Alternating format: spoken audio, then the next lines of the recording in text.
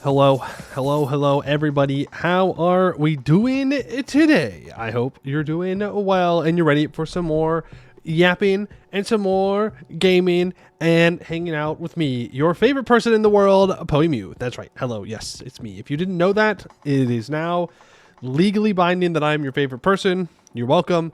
You don't have to make that decision anymore. Hello, Super Nurkor, 201 Nim, the Maxi Zone, Duker's Mom, Irish Ninja, Edelbeck, Cherry Picking, and Rafa Kuglo. Good to see you all here today. Today we are going to be jumping back into EU4, continuing our Khugra run. Don't worry, we're not leaving the TCG card shop game behind. We are going to be returning to that for sure. Because I was wanting to play it since we stopped stream yesterday. But it's fine. We'll do the EU4 today because I want to make sure that we finish this run in a decent amount of time. We'll talk about the Tinto talk today. Well, the one from Wednesday. I do have some concerns with it. Not necessarily the Tinto talk itself, but things that were said in the responses. But I digress. We'll get into that. Yeah, if you didn't catch yesterday's stream, we played a new game and the VOD is up on the VOD channel. I'm just saying, you can go look at it and watch it, and it was fun. We were just hanging out, having a good time, opening cards, and yeah, just great second monitor content. And we were just kind of chilling. Hey, Jazone, I'm only your third favorite person. I'll take third. That's pretty good. And you know, wait, who are the first two? Actually, don't answer that. You don't have to tell me. I'm sure it's a valid choice. I'm sure they're great people. Not as great as me, but it's fine. It's fine. You enjoyed the TCG too? Good. I'm glad. It is a very fun game, and it's very addicting. And then this morning, I was watching videos of like Pokemon cards again. I was like, no, I can't do it.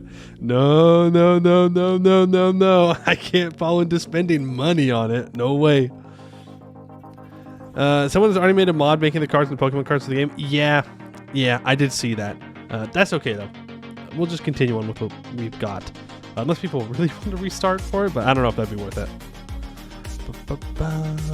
You can probably do the TCG shop while yapping and switch over. Maybe, but today we actually have things to talk about and look for the Tinto talks. So today maybe not. I do have other games that I could play while yapping, that are just like kind of mindless, but maybe another time. A long day. At least now I can de-stress. Well, good. Yes, you can de-stress here as we play games like professionals, because I'm super good at games. That's right. Oh yeah. You wish you were someone's third favorite person. You know what? You're my third favorite person. I've now removed you from the list, but I put you there for a second. That's pretty good, right? I mean, you didn't say how long you need to be someone's third favorite, so you're welcome. I'm a man of the people. What can I say? Hey, Moffle. League of Legends World Championship Swiss stage started today. Man, am I going to have to watch League again because it's the Swiss stage, or do I wait till after the Swiss stage? Like, I should probably watch it it's like watching the Super Bowl, right? Like, I got to kind of pay attention to football a little bit. Like, I gotta kind of pay attention to basketball and baseball. So, I should pay attention to League at least a little bit. That doesn't mean I'm going to reinstall it, but I should at least watch. Who knows? Maybe we'll get some Ramus gameplay in the Swiss stage. Let's go. Okay. Can you look at the Anbennar map while yapping? I have looked at the Anbennar map, I think, enough times that I could draw it by memory. Tinto talks, that's the dev diary about the new Paradox game project season, right? Yes, it is. EU5 it's what it is. It's EU5. The t-shirt making a second heart. Yeah, I got my Anbennar t-shirt on, or at least one of them. I'm ready. I'm locked in. So ready. Also, yesterday we cracked 2,000 followers on the Twitch channel. Thank you, everybody. That was very cool. I was very happy about that. And I had a thought. Okay, I'm gonna throw it out there right now. and I want to get your guys' opinion if this is something you'd be interested in. It is October, and you know what October means? It's spooky season, right? Ooh, ghosts, zombies, spooky, vampires. I am not a spooky guy. I don't watch scary movies. I don't play scary games. But maybe we do like a sub goal for me to play a scary game. I don't know if you guys would be interested in watching me playing a scary game. I don't know which game I would choose to play, but maybe we could do something like that if that is a stream that people are interested in possibly watching and watching me squeal like a child. Season? I'm too much of a coward for spooky season also. Super Mega Waffle, thank you for the 7 months. Hey boy, haven't managed to tune in a while. Hope you're still doing great. Thank you, Teenage Anarchist, for the 2 months of Prime. Appreciate that. I haven't streamed for like 2 months, so you didn't miss much, to be honest with you. But it's good to see you here. As for plans for spooky season, I have none.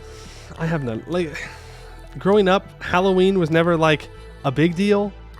Like, yeah, we kind of decorated for it, you know, but I got nothing. I don't really do anything. Christmas is like the big season for the family, is when like we do the stuff and things. And this year I'm going to visit my sister for Christmas. But as for like October, no plans. Oh, hello, Fallen Hearts. Did I say hello to you? I don't think I did. Good to see you. Tell them World Conquest, but you become a vampire. I think that's what happened last time. I became undead at the very least. As a kid, Halloween was for the free candy. That's so true. And you know what I know?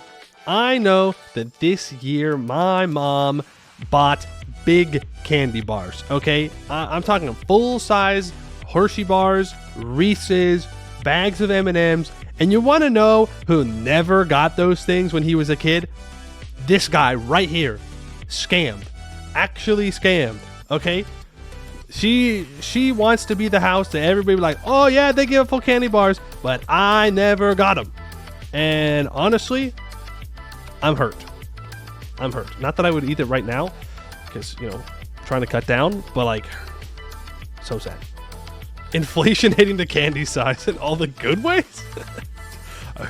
I guess. Mappies is cool and all, but when are you going to be able to open card packs in EU4? Maybe that's what the next Dev Diary is about for Tinto Talks. They get the loot boxes. EU5 loot boxes confirmed?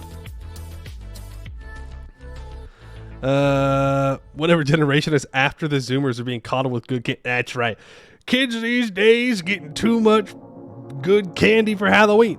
Back in my day, I got fucking toothbrushes. There's always that one house handing out like crappy $1 toothbrushes. And you're like, oh, thank you. Yeah, happy Halloween. Haha, yeah, woohoo. And you get back to the car and you're like, what the hell is this? I want a candy, damn it. Back in my day, we sucked on a rock. You know what? Rock candy kind of slaps. I haven't had it in quite a long time, but now I kind of want some. I lived in Flint, Michigan as a kid, so when there was broke, you always got to watch it. Aw, damn. Everybody deserves to have good candy on Halloween. Everybody does. Maybe I'll run for president one day, and that'll just be my entire platform. Good candy for Halloween. Boom. That's it. I think it's pretty good. Pretty good. Ooh, all leaders are card packs. So much excitement for pulling that 5 shock. No, we can't be giving them these ideas. Okay, we don't want them to go down this path. Please, no. Any vampire tags you haven't played yet? Maybe Vampire Slayers or something? Well, I don't know. If I was gonna do a spooky game, then it'd be an actual spooky game, not like just EU4. But we have Vampire Estate. But also only like one. I think it's Jin Kui we haven't played. You can only build artillery if you get it in a loot box. 1 artillery per loot box. Can't wait to pull the common foil artillery. Yeah, it has an extra fire pip on it. Let's go. Or they gave raisins. Hot take. Raisins are good. I like raisins. Not for Halloween, but I do like raisins.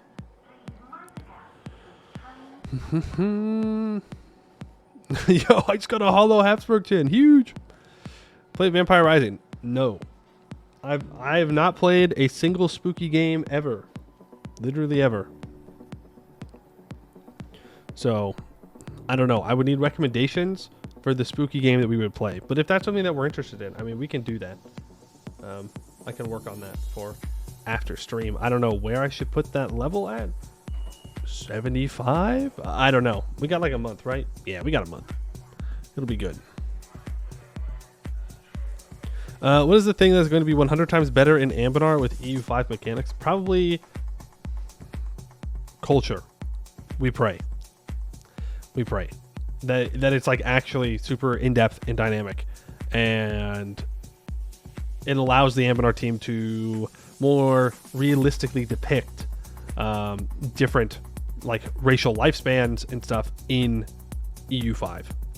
That means that, like, you know, elves don't just have unlimited manpower. It's just slower. Like, it actually matters if they die or not. We'll see though.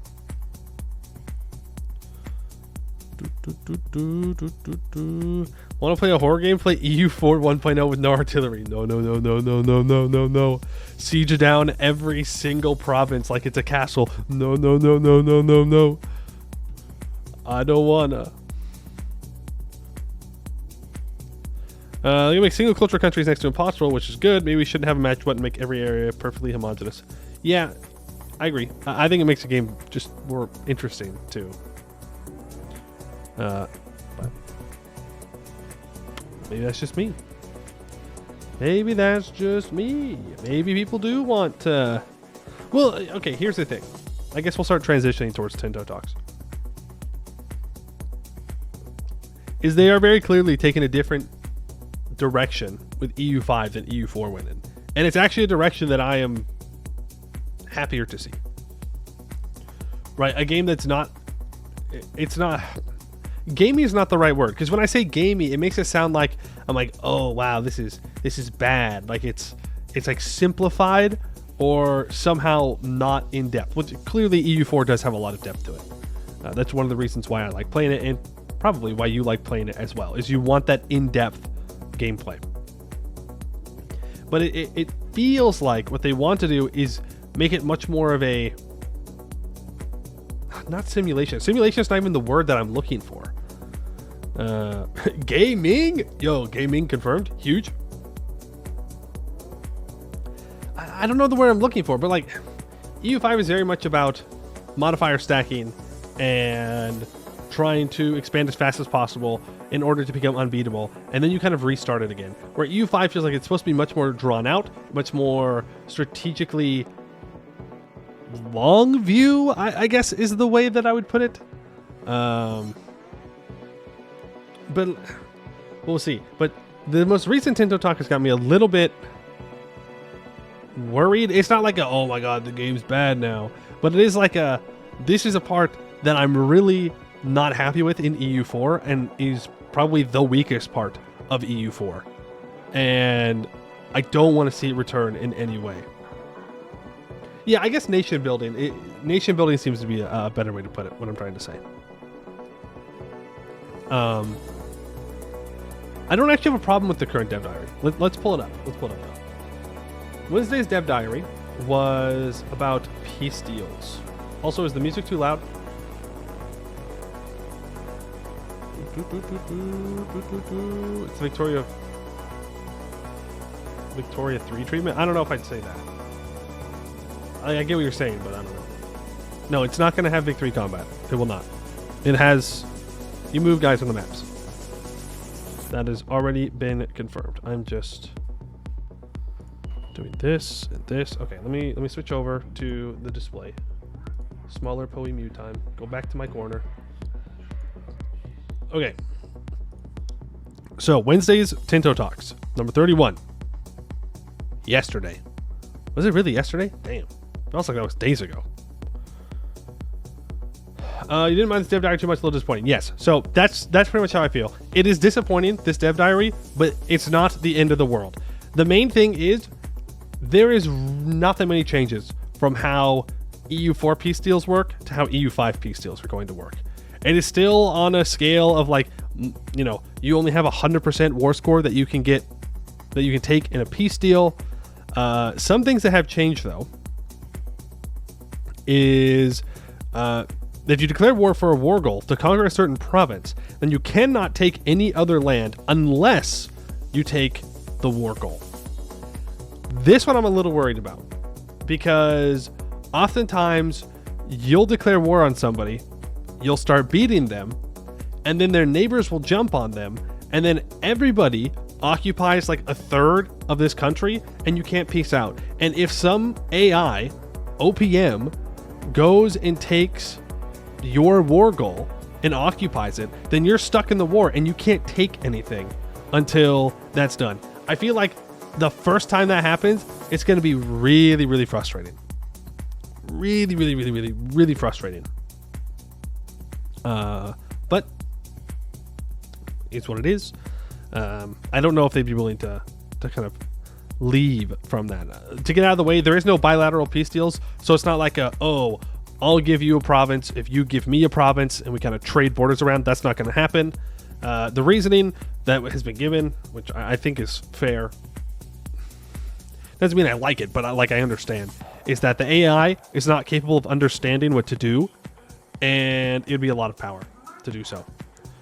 There is a game that has it, which is Victoria 3, but it's very clear the AI does not do it well. Like, it'll do weird peace deals where it gives up really good land and in return gets really bad land, and they want to avoid that. So it's still just the regular EU4, we peace out. If I win, I take things. If you lose, you lose things. End of story. Which is what it is. Like, I don't know. Kind of peace deal situation is one of the few areas where I feel Hearts of Iron has some good stuff to add. Well, I'm not experienced there, so I do not know. Reason why I like the idea that you can declare war for a province and then take everything but that province, like how you have to vassalize in a subjugation CB. Probably just ignore the requirement if you don't occupy the province. Well, that's the thing. Does it ignore it, or is it that you're just kind of stuck and you can't actually take anything? I don't actually mind that you have to take what you declare for. I think that's fine. But I'm just thinking of relatively common outcomes that happen when these wars go down that could lead to a lot of frustration. And it's good to avoid unnecessary frustration in games. Frustration due to difficulties, fine. Frustration due to mechanics preventing you from doing things when it doesn't feel like they should is not very... I'm not very receptive to it. Let's see. Let's keep going. Peace treaty can transfer location of province. Location, province, or area. So you can go all the way down to the smallest bit of land to, I guess, full states, right? Because the location... Well, no. The location is a province in EU4. A province is a state? But what's an area? Oh, I guess an area is made up of multiple provinces in EU5. Okay, sure. I really hope that the UI for peace deals looks better than it does in Imperator Rome. I think the UI for peace deals in Imperator Rome is ass. Because you can take locations, provinces, and areas, which in that game is provinces, states, and areas, I think, as well. It gets very confusing when you're going through the peace menu on what exactly you're taking. And I found myself really often when I played Imperator, just like clicking through each option to see what it would do, when I would like to be able to just look, be like, okay, this is a peace deal for locations, this is a peace deal for provinces, this is a peace deal for areas. I want to have like a separate, I don't know if a separate tab is necessary, but like something to separate those things, so at a quick glance, I can just start clicking. Of course, you can always click on the map as well, but sometimes it's easier just to click on the UI.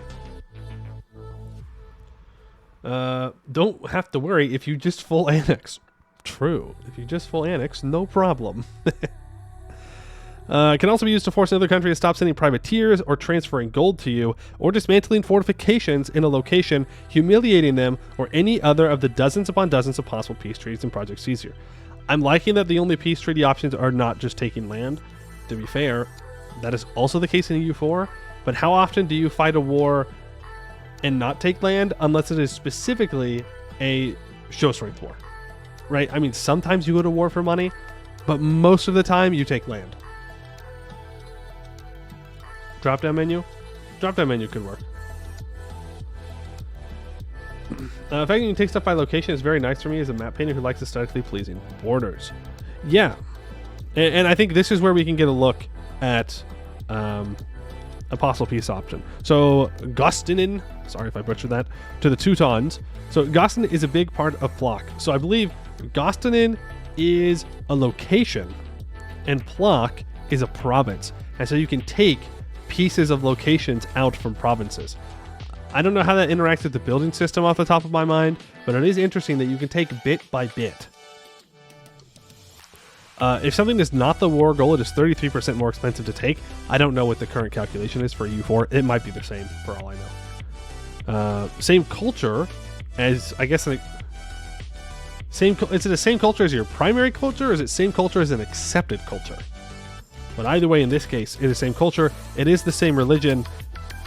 Your power projection reduces how much a province costs. Interesting. Belligerent. That feels like a diplomatic stance to me. I don't remember the dev diary on that. I know that they brought it up in the past, but it's been a while. And then lack of control makes it cheaper, which is interesting. But then it also has control, which makes it at 8.87%. Which is weird. Why would there be a lack of control modifier and a control modifier? Belligerent is a Vicky 2 civics. Oh, is it a civics thing? Gotcha.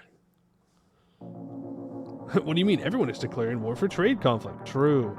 True. We all love declaring war for trade conflict. Hold on. I'm switching up our music here a little bit.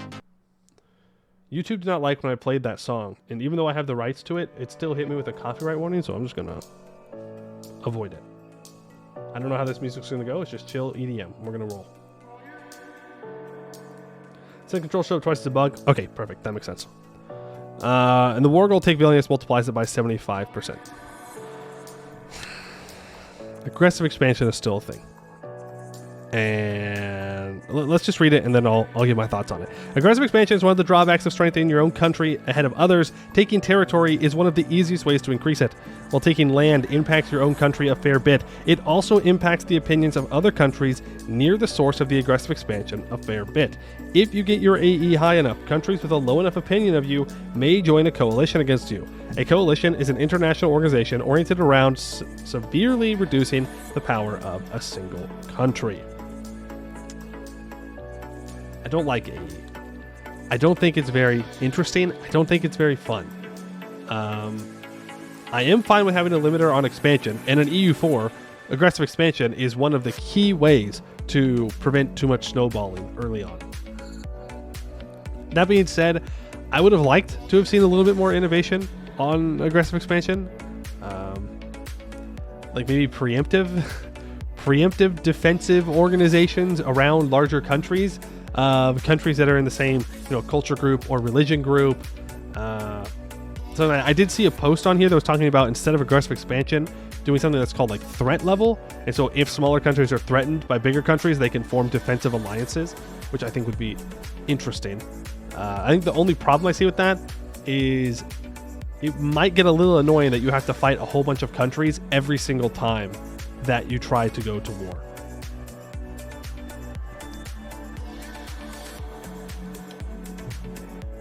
That being said, I mean, we already know what to do with AE. It's just, it is what it is. But I definitely would have liked to have seen something different. I think moving the coalitions to form powerful countries seems to have an aggressive diplomatic stance or something like that.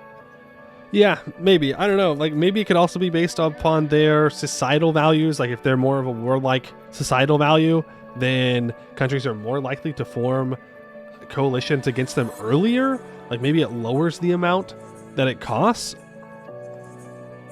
I don't know. My main problem with aggressive expansion is it feels very static.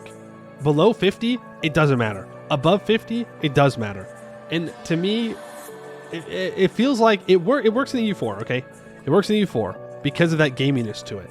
But I feel like when you're trying to create a larger nation building simulation, it's going to really bump up against that and feel very weird that there is this like cutoff point between doesn't matter, totally matters. And I would have liked to have seen more of like a build up to it. But I don't know. What do you guys think? Am I just yapping here? Am I crazy? Are there big AE fans in the chat that want to defend aggressive expansion? I don't know.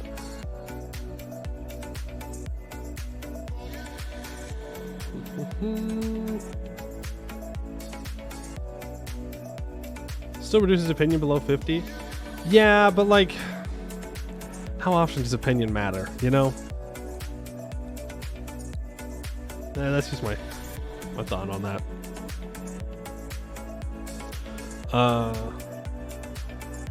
It makes playing smaller nations too weak. Yeah, it does. It does affect smaller nations more than it affects larger nations.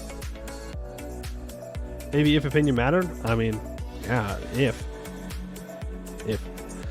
War enthusiasm. When it comes to how willing a nation is to fight, much comes down to their war enthusiasm. If this is high, then the AI is unlikely to accept a peace that is not favorable to them. This is determined by the state of the country, with war exhaustion, control of capital, and military strength are big factors. For the leader of a side in the war, the overall military balance is a huge factor as well. Okay, I mean, this is fine. I think it's good that it's easy to see. Now you know why people are fighting. War participation. Most of the time you bring allies to help you out in a war, but they expect to be rewarded for the part they pull. The war participation is how much of a country has contributed to the progress of the war. This is primarily done through battles, blockades, and sieges. You may sometimes have to convince your allies to join an offensive war that you are starting, and thus you can promise them part of the spoils of war. If the part they gain from signing a peace is less than their participation, they will get upset. Stay tuned, as next week we'll talk about the conflicts in the world that do not involve declarations of war and negotiations of peace. Okay, I mean, yeah, that's fine. Sure. War participation is weird because, technically speaking, you want to do the least amount of things to gain war participation in a war because you're using less resources to do it. But, like, you got to do it somehow. And if that's the way you got to do it, so be it. Like, it works. It works. Yeah, people were not thrilled with this. I don't know if it's worth disliking, but my main problem with this dev diary isn't actually what we just read. It's other things, which we'll get into. Anybody have any other thoughts about the dev diary itself? Things I might have missed? Things you disagree with? We didn't really look at this either, but this is what a peace deal alert looks like. Does this mean we can be making the gains now? No, come on. We're never making the gains.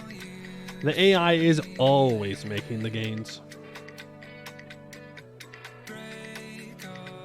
Some coalitions were created just because a powerful country was competing with several other powerful ones to sink the country and take advantage of... It moved, and then I lost my spot. Take advantage of the power vacuum and move behind, leaving it only in the hands of conquest is also a bit strange. A country that controls all the grain takes advantage of that and sinks the others to get favors. Vassals is just as aggressive as the one that conquers. That is an interesting point, is that diplomatic actions, maybe they should have aggressive expansion as well. But it doesn't make sense, right?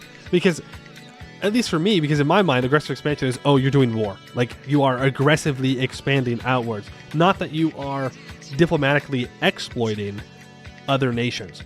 Even though that should absolutely contribute. And I know the comeback to that is, oh, well, it will lower their opinion of you. But, like, does opinion matter? In EU4, opinion doesn't really matter. It only matters if you're trying to ally them, and it only matters if you're trying to annex them and trying to keep them out of a coalition. That's it. Otherwise, I couldn't care less what everybody thought of me. Now, I'm sure that changes to trade, that might affect that. You might want people to like you, so that way they are more open to trade with you. But you bring up a good point, MaxiZone, that we shouldn't think of aggressive expansion only in terms of military conquest. Diplomatic actions are absolutely also aggressive and perhaps should cause some kind of pushback from other nations in the form of maybe military actions. That is interesting. This could have been an email. This could have been an email. Didn't need to have a meeting.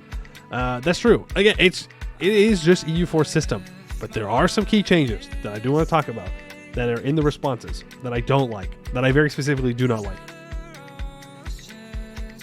You should really be allowed to ask AI co-belligerents to transfer the occupation of stuff you have a claim on, and they don't. That's true. I don't know if we can do that, but it didn't say that we could here.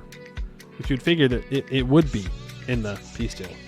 But asking your allies to transfer land over to you, or allies asking for you to transfer to them, maybe at the cost of favors, maybe at the cost of opinion, maybe at the cost of gold, maybe just asking because you're already good allies. I don't know, but some way to work with the AI to work out a good peace deal.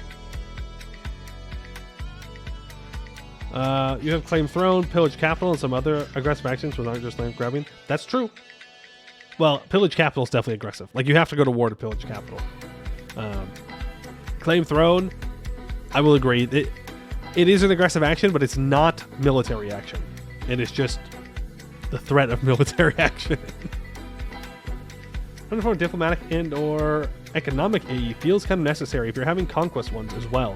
Like, no one felt the Habsburgs were chill to have as neighbors, nor do they like Venice, etc. True. Again, military threat is not the only kind of threat. It's just very easy to visualize because dude with gun or spear or sword or whatever, much scarier than dude with bag of money, at least in the immediate.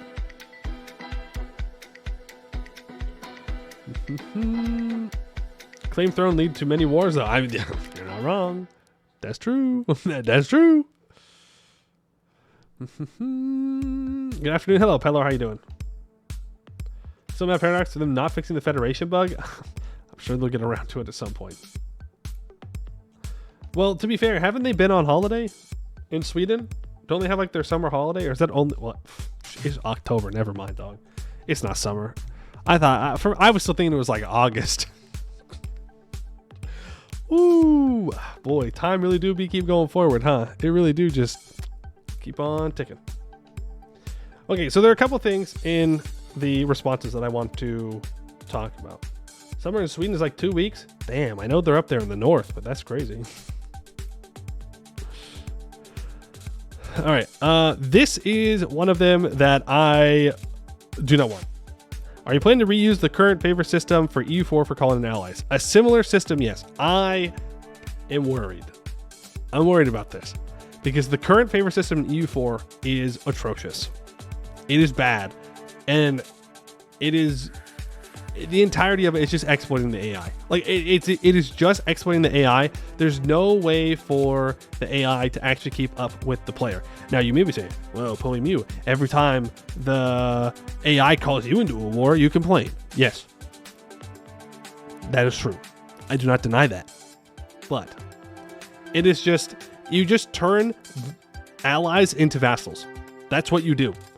You try and get an alliance with France or the Ottomans, the Command or Laurent, and you just curry favors and you call them in and they win the wars for you and you take what you want and you just get this free ally. But of course, that's not how it's going to work in EU5. But just, I would like something different. I don't know what I want, but I really don't like the current favor system in EU4. Pretty much in any way. Hey, Amy Goodman. Am I crazy? Like, do you guys like the favor system? Like, is that something that you're like, yeah, I think it works? I mean, you don't have to like love it, but like, I don't know. It's like all I do is just call in allies as vassals. That's it.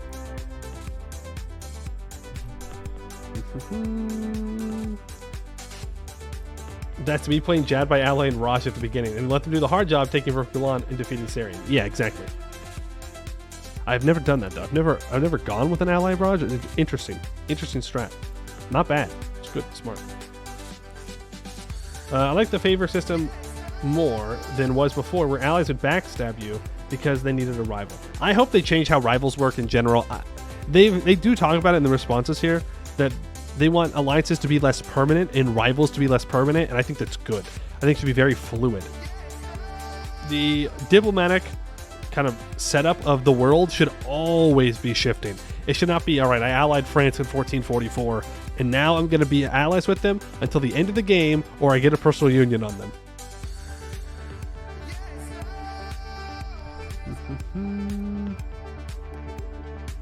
Feeding land to allies is AE free, and then making them return cores to your vassal with favors. Surely not broken. Yeah, that is another thing that you can do.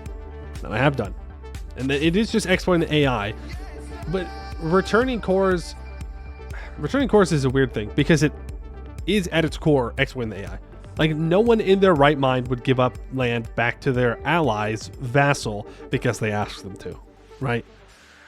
But at the same time, from the player's perspective, it's better that way because then I don't have to break my alliance with my ally to get my vassal's cores back. You know, and that was a later addition to EU4 that you could do that, but I don't know if they should have added it, to be honest with you. You don't hate the favor system. It's one of a few ways to get a specific asset from an ally in exchange for letting them or lead. Okay, fair enough. Wish you could refuse offensive war without breaking alliance. Interesting. Hey Alexander, how you doing? Once you get a big enough ally, you can just bully literally everyone until you can push your old ally over. Exactly. Chaos is a ladder or something. Chaos is a ladder, and I control every single rung of it.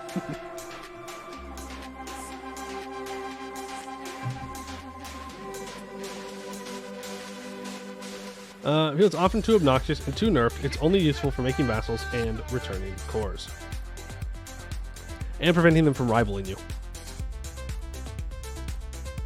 You don't have to join offensive wars. You can tell them you won't. Yeah, that's true. You can click that button. And then you don't gain favors. And then it's a kind of pseudo-defensive alliance. That works. But you do have to know the buttons there.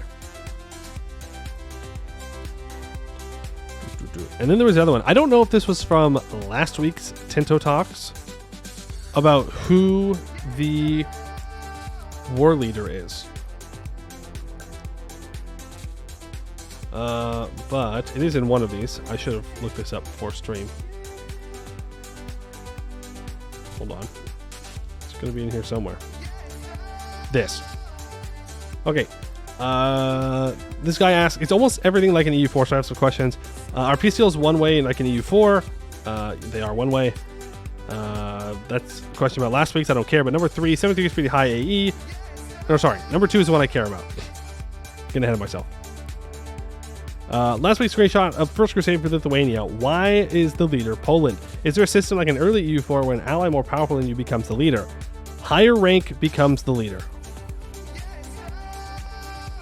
So this solves the problem of calling in larger allies to help you in wars and use that as an exploit. Higher rank, as in like your government rank, right? County, county, duchy, kingdom, empire, like that. It's your actual rank. What was I saying? Solves the problem of calling in larger allies to win wars for you, because then they will be in charge.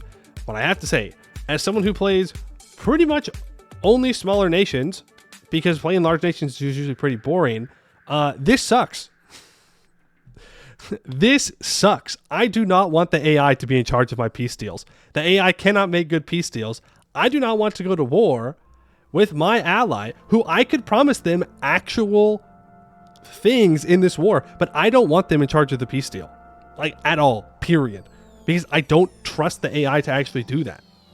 If I scam the AI, then that's my decision as a player to turn on an ally. But if the AI scams me as the player, it's just the computer telling me, no, I can't do that after we already won a war against the AI opponents. Does that make sense? And like, what happens if you have, Telem declare war on Tornanen, and Wex takes over for Telem, and Sagamber takes over for Tornan, and now all of a sudden it's just a war between Wex and Sagamber, and the two people who are supposed to be fighting the war don't have any say in what happens at all. Like, you're just sitting there hoping that the AI is willing to give you something at the end of the war, even though you're the one who declared the war and set up the war and are trying to do something. I don't like this at all. I want it gone. No, bad. Very bad. be kind of historically accurate, but sucks at gameplay. Yeah, historically accurate, maybe. It would suck. I think for just having fun, I don't like it. I want it gone. Boo. But two, I spit upon it. Maybe I'm being dramatic, but this was the main thing from this dev diary that I was really upset with. Especially with what we know about war participation. This one, not much a fan of. Old EU4 had an ability where great powers could usurp the war, which I think is better, but it kind of screws over minor states, I feel. I don't want the AI to control my wars. Exactly. It's the same feeling in early Vic 3 when you would try and declare a war somewhere, and France would always intervene against you, no matter what. And you're like, okay, dog, we are two minor nations in Central Africa. You don't need to get involved here. Like, I would like to play my game as well. Like, I'm okay with great powers intervening, but if every single time you try to do something, the AI is there to make your life miserable, it's not going to be fun. And someone here has no idea what Wex. They're Anbennar nations, okay? They're Anbennar nations. Kind of makes more sense for a nation simulator for the small Dutch not to tell France how this is going to end up. Yes, no, I agree that historically it may make sense, but I'm saying for the gameplay, for the game to be fun, I think it's a mistake. Like, imagine you've fought this war, like you have full set, you are all in on this war, like this is make or break death war, and at the end of it, your AI allies like, actually, we're not going to give you anything. We're going to take things. Sorry. Like, that's going to feel so bad. So bad. Now, maybe if you wanted to have it to where AI allies need to agree to peace deals, maybe that could work. I don't know if they're willing to do something like that. So like if there is someone with a higher rank, maybe they need to approve the peace deal to make sure that they don't feel like they got screwed over in it. But I think just giving it to the AI or giving it to whoever's the higher rank, I don't like. There are very few things that I'm like, no, the player needs like absolute control over, and peace deals are one of those things. Probably the only thing is that no, peace deals are up to the player completely 100%, unless they lose. Then, well, skill issue. L. Well, I mean, so the highest war contribution got to direct the peace deal. That could be interesting, but even then, like, it's still like taking the peace deal away from the player. Also, just from a game design perspective, and I'm not a game designer, okay, but just like I've played a lot of games. The peace deal is the resolution to a period of your gameplay, right? Something that you're most likely paying active attention to. You're putting effort into doing. And if at the end of that period of time, you are not the one that gets to find that resolution, that gets to feel like you've accomplished something, it really just undercuts the entire point of doing that. Right? It will make me feel like I have not truly done the war. Like, what I did was not worth my time.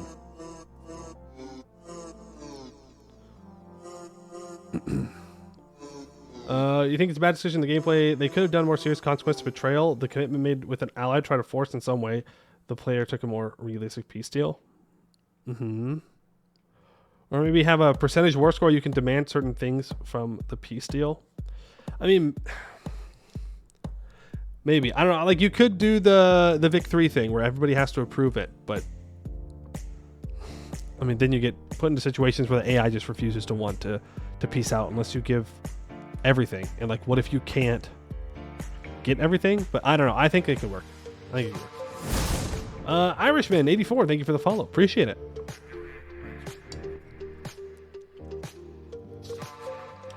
Well, that was really all the thoughts that I had on the most recent dev diary. Anybody else see things that I missed? Any other thoughts on it before we transition into gaming? Oh yeah, here's a list of some of the different peace deals. Abandoned colonies, abandoned piracy, block foreign buildings, cancel debt. Interesting one. Claim Confederation leadership, disband Contour, dismantle fort, dissolve league, execute ruler. Crazy. Force Convert, Force Renounce, Ilkon Claim, Force Tributary. I like seeing lots of different peace deals. Execute Ruler's crazy, though. That's crazy to me. But, I mean, yeah, you got to win the war or you die. So I'm not too worried about it. As long as their espionage system doesn't have, like, assassinations, I'm good with Execute Ruler. Have peace deal for Hansa is crazy. I mean, maybe it's like a Denmark exclusive thing. Like, I feel like some of these are more exclusive. Like, Renounce Ilkon Claim is pretty exclusive. Dismantle Fort as well. You can do that first war and keep stomping them. Yeah, I mean that is a possibility. Is Dismantle Fort gets rid of buildings, I would assume, and then how long's the peace deal? I don't know, but I think we're good. I think we've covered just about everything. How will truces work? Could be a longer truce, be something we might be able to negotiate for in a peace deal. It currently depends on the war score used. So it's just the EU4 system. It's just the EU4 system. I do like the idea of being able to negotiate for more in a peace deal. Like more truce time. I think allies should also maybe be a diplomatic deal you have to do. I don't know if that's what they're going to do. But that'd be kind of cool. Be like, okay, we'll be allies for 20 years. 5 years. We'll be allies for one war. But we'll see. Hello, Icy. How you doing? All right. That is the this week's Tinto Talks. Let's transition into the gaming. The yapping is done. The gaming begins. Time to negotiate a one-day truce after having them pay me 10k ducats since I have a 100% war score. No, it'll work like it does right now.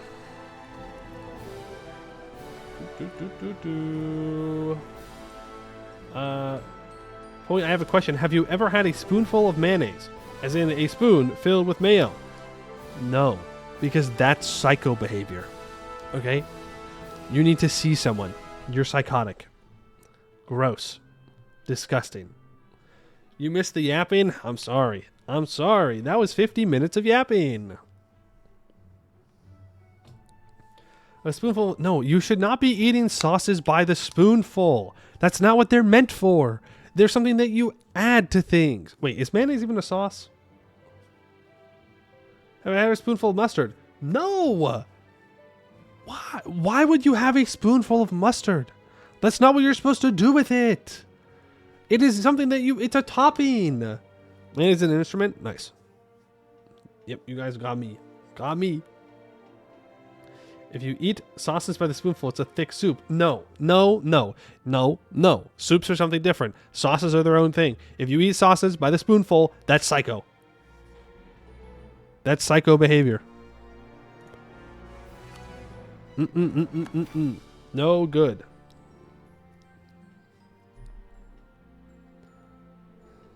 Mayo is just a meal, man? No, it's not. No. You have to eat more than mayonnaise. Or you will die. It's not a meal. A tomato soup is ketchup. No, it's not. You can't just say, oh yeah, both these things are based on tomatoes, therefore they're the same thing. That's not how that works. Like what? Hello? That's crazy. Hot dog's a sandwich. Yeah, sure. Yeah, hot dogs can be a sandwich. That's fine. Mayo is basically eggs. Therefore, it's a meal. No. Just because it contains eggs and oil does not make it a meal. No. Instead of yogurt, you use mayo. That's so gross, dude. That's so gross. I never thought this could happen. Amused local penguin streams for 3 days in a row. Penguin. Poi, I'm rainbow hype. Poi, I'm rainbow hype. Poi, I'm rainbow hype. Dino dance. Poi, I'm hype. Yeah. Been charged. So true. Boostar, thank you for the 20. Wait, resubscribe for 24 months. They've been subscribed for 21 months. So which one is it? Thank you for the 24 months. We'll go with the bigger number. Huge. Thank you. Big charge. Big charge. It's both? Oh, thank you for the 24/21 months. Huge. Do you use sweet mayonnaise? Or there's different kinds of mayonnaise? Don't answer that. I don't want to know. I don't care. I don't like mayonnaise. I don't like mayonnaise. I didn't know there was multiple kinds. I just thought it was all the gross stuff. Have I had a spoonful of yogurt? Yes, of course I've had a spoonful of yogurt. It's different. Yogurt is not mayonnaise. It's different. If you can't think of any scary games to play, you could maybe do a Dwarf Fortress playthrough and like an Evil Bio or something. No, I'd want to do a scary game specifically. But I do want to play Dwarf Fortress again. Not on stream, but just play it again. It's been a while. What do you mean it's different? What do you... Bro, we almost gamed. We were so close to gaming. We're going to game, all right? Mayonnaise is not the same thing as yogurt. If you eat mayonnaise by the spoonful, you're a degenerate, all right? I'm sorry. That is the truth. Eating yogurt by the spoonful, normal. Mayonnaise, not normal. Seek help. It's not a meal. It's barely food. All right? No. Just no. Streamer's right. I'm always right. Even when I'm wrong, I'm right. All right? You got to get that confidence in you. Just blind self-confidence. Do you like tzatziki? Did I have that the other day? I saw that recently on a menu. No, I did not. I don't think I've ever had it. Yeah, I don't think I've ever had it. Who eats mayo by the spoon? Yeah, I wonder who in this chat would eat mayo by the spoon. I wonder who would do that. Surely there's no mayo spoon eaters in the chat right now. Freaking psychos. Poll? Ugh, fine. We'll do a poll to expose the mayo eaters. Should you eat mayo by the spoonful? Yes. No. I'm so good at making unbiased polls. Content does not meet guidelines.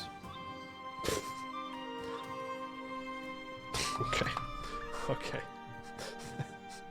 Damn, even Twitch is like, no, you can't ask that. Bro, what are you doing? What are you doing? You can't ask people about eating mayonnaise like that. That's crazy.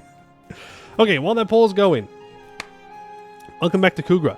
EU4, we conquer this entire island for nothing because I can't read. We need to do a lot of colonizing really quickly. Like, super quickly.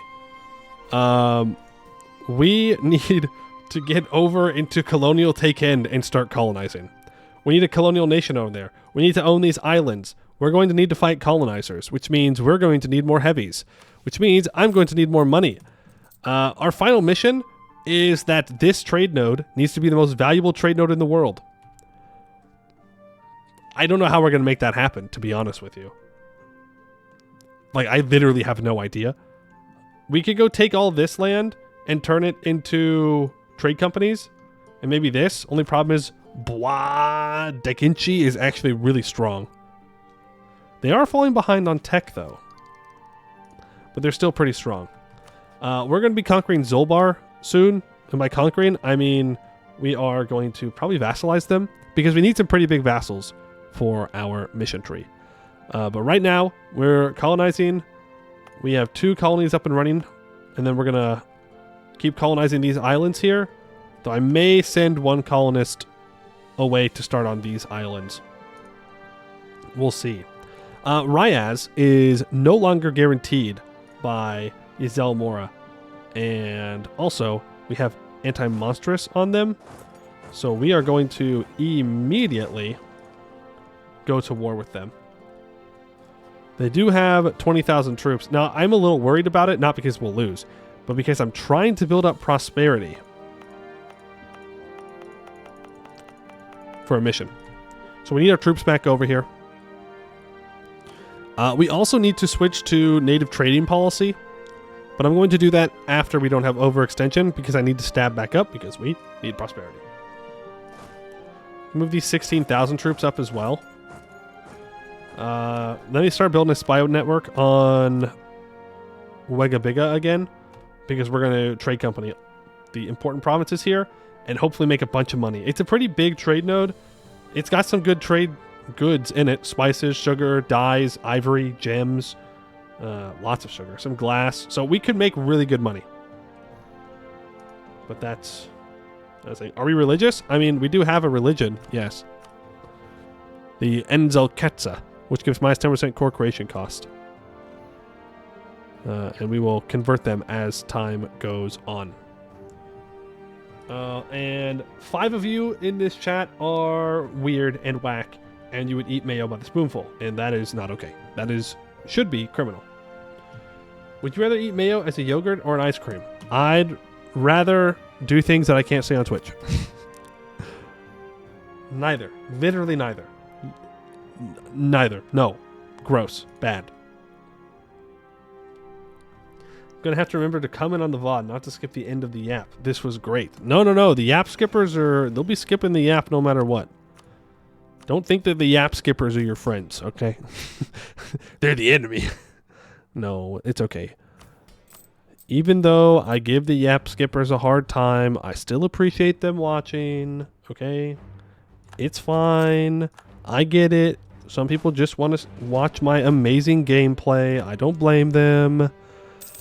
But, I mean, yap skippers must think that I truly am a god tier gamer because they skipped the yapping for it. So, clearly they're here for my skills. Hydrate, you got it. Yap skippers eat mayo by the spoonful. No. I wouldn't do that to the yap skippers. I wouldn't say that about my worst enemy. Okay, that is crazy. We do need to develop colonialism, by the way.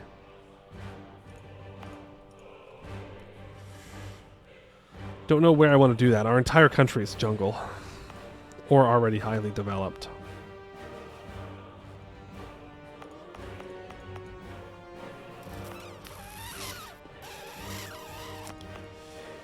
I mean, Ryaz is a decent place probably to do it. We could develop the gold mine more. We could develop the gold mine.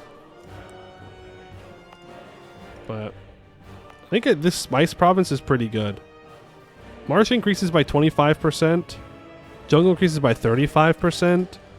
Do the merchants have the cheaper development on jungles now that we're not monstrous? Because we did demonstrize. No. It does not look like it. Okay. I think we go for Takara Kara as our dev spot. Have you ever had your subbing students express interest in strategy games even once? No. We're not normal people. Strategy gamers are not normal people. We're weird. I do think I'm going to take this tech, actually. And then do a little bit of development. Yeah, my mages are loyal. I'm not crazy. Whew, I thought I forgot for a second. Won't lie. Okay, and we'll do the rest of colonialism in a bit. I want to save my admin points. Where are my troops? Oh, they're there. It's like, what in the world? Okay. Apparently we just cored a province. Huge. Istralor is the emperor. Okay. Ryaz is behind on tech. They are allied to Zetsuti. Koblid rise. Let's do this. My vassals should take care of the 3,000 troops. Should. Hypothetically. Maybe.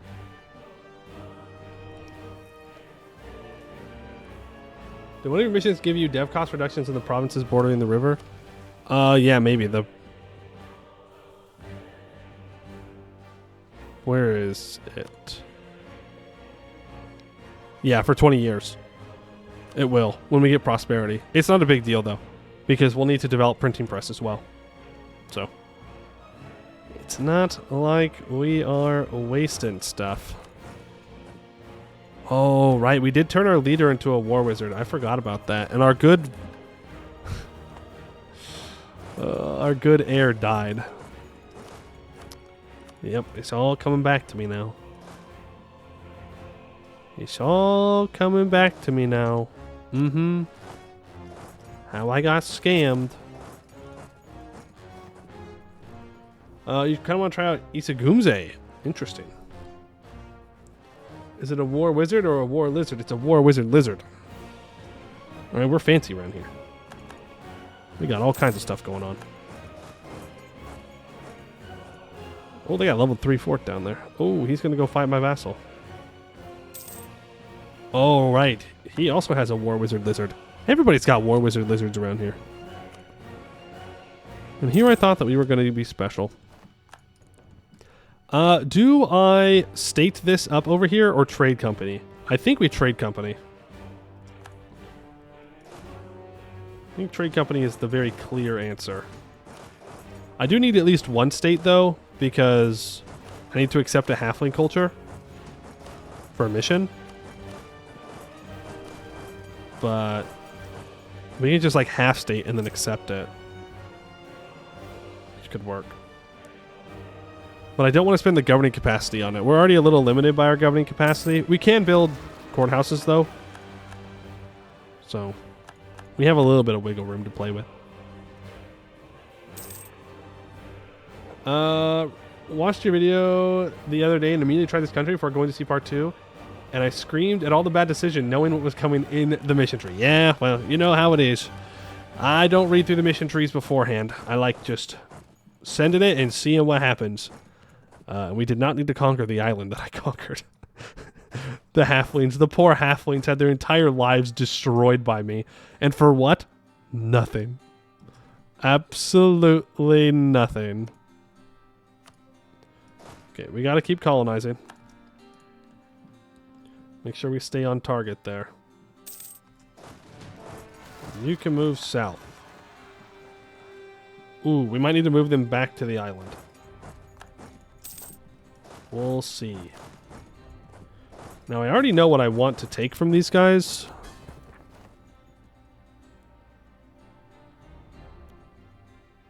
We're going to have some loyalty issues, though, I think. We have strong duchies. I can have 61,000 troops. We could increase our force limit here. Or not our force limit, but the amount of forces we have. To help with that a bit. Let's make sure that we bring this set of dudes back. The Halfling War was just a hobby? It was. It was a side quest. It was a side quest that didn't have the content finished, and so nothing happened. Ooh, I don't like this. I don't know. Where are we converting things?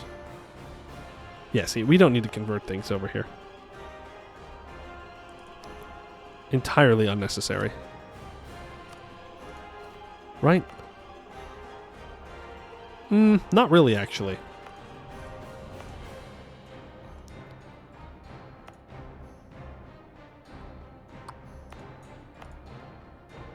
There is an argument to be made to actually convert this. What does the monument do? Province gives 50% local trade power in the area, minus 15% local dev cost. Globally, 10% trade efficiency. And when upgraded, price of cloves increases by 20%. So we will want to upgrade it for sure. It is the lizard port. This is true. I'll wait till everything's cored, and then we'll probably state this and add the rest of it to trade company. It's not great because this natural harbor would be a better trade port. But can we even upgrade this? Yeah, I guess we could upgrade it, even if it is in a trade company, huh? We'll see. We'll see. Eberthil has 26% trade power in this node. Yeah, we're going to have to deal with that. We're going to have to deal with that. That's illegal. I don't really want Yasa to own this. And I don't want to core it, so I'm going to hand it over to my other vassal. And he can do it. Thank you. Okay, I'm really scared that Wegabiga is going to re-ally to Kinshi here. Gotta really hope that that doesn't happen. Okay, that siege is over. I believe that's the war. I don't think there's much else they can do. So let's get our troops sent back over to the island to deal with rebels. Yeah, we'll deal with those later. Okay. Surely he's going to want to peace out now. Is he, well, he's just greedy. I guess he still has troops left alive, so he thinks that he can fight to the end. And we lost that siege. Whatever. It took too long. Everthil isn't ready for the Lizard Marines. True, we should build up some Marines. So Marines would be good for all the island hopping that we're going to need to do against the colonizers. We also need to take out a lot of these other tags. So like you, I'll probably attack next. Because I want to make sure that we don't have to deal with colonizers like allying these guys or something. That would suck. Joined the stream, heard Boy say, and nothing happened, and assumed he was playing Victoria 3. No. No. I don't play Victoria 3. I get bored too quick.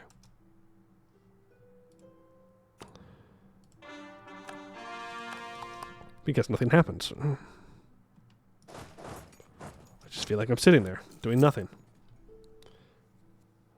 Okay, Zolbar did lose a decent chunk of land there.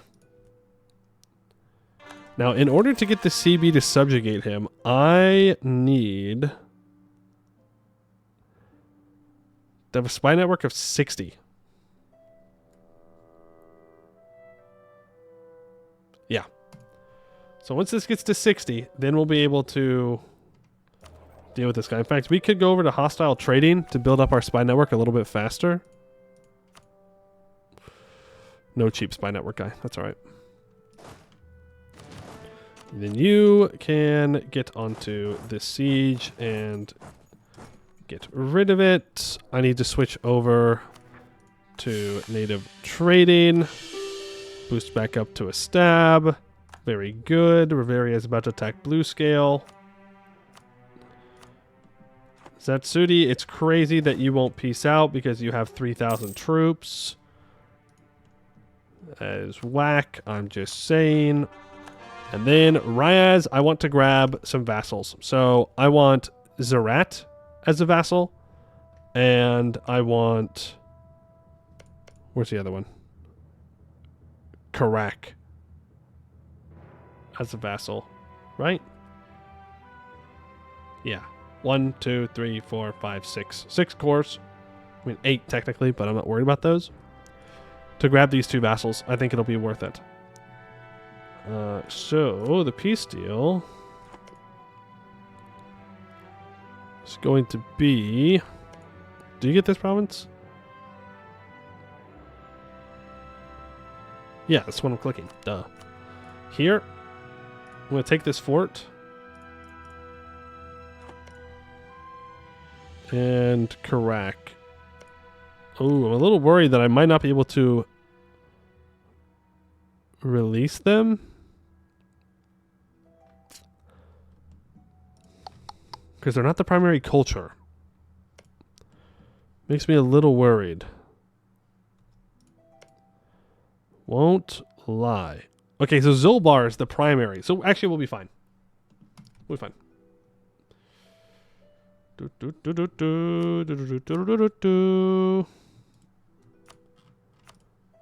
Money and war reps?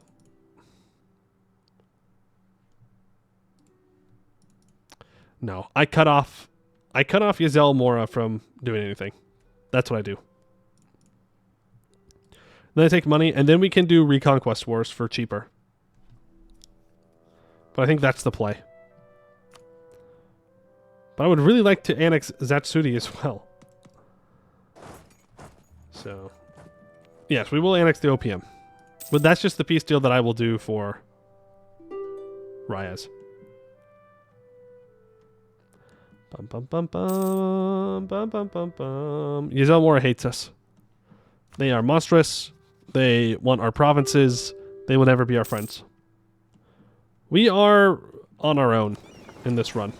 No one's going to want to ally us, most likely. We're too far away. They don't know us yet.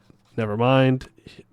He finally discovered us, and now he's super weak. Baihan Jin? Would love if we could ally Baihan Jin. He is defending against the command. He has 131,000 troops, though. He is Tech 11 as well. So, I mean, he's no pushover. All right. What? Dog, come on. What are we doing? What are we doing here? All right, his 3K troops got caught. Boom. Now he will peace out. Thank you very much. And I have to redo this bit of the Ryaz peace deal. Give me your money. A little bit less money. War ups in cash. Thank you very much. Have a nice day. Oh, they engaged him in a fight. Why? Why'd you do that? Whatever. There. Now they'll accept the peace deal. Now I have to wait. Thank you. Ryaz is no longer a valid rival. This is true. We will release Karak. And we will release Zerat. We're good on loyalty. We need Diplo Rep, though. One of our missions, by the way, says that we need to have 8 Diplo Rep, so we're going to have to start stacking that. Fun fact for you. Did I release the wrong person?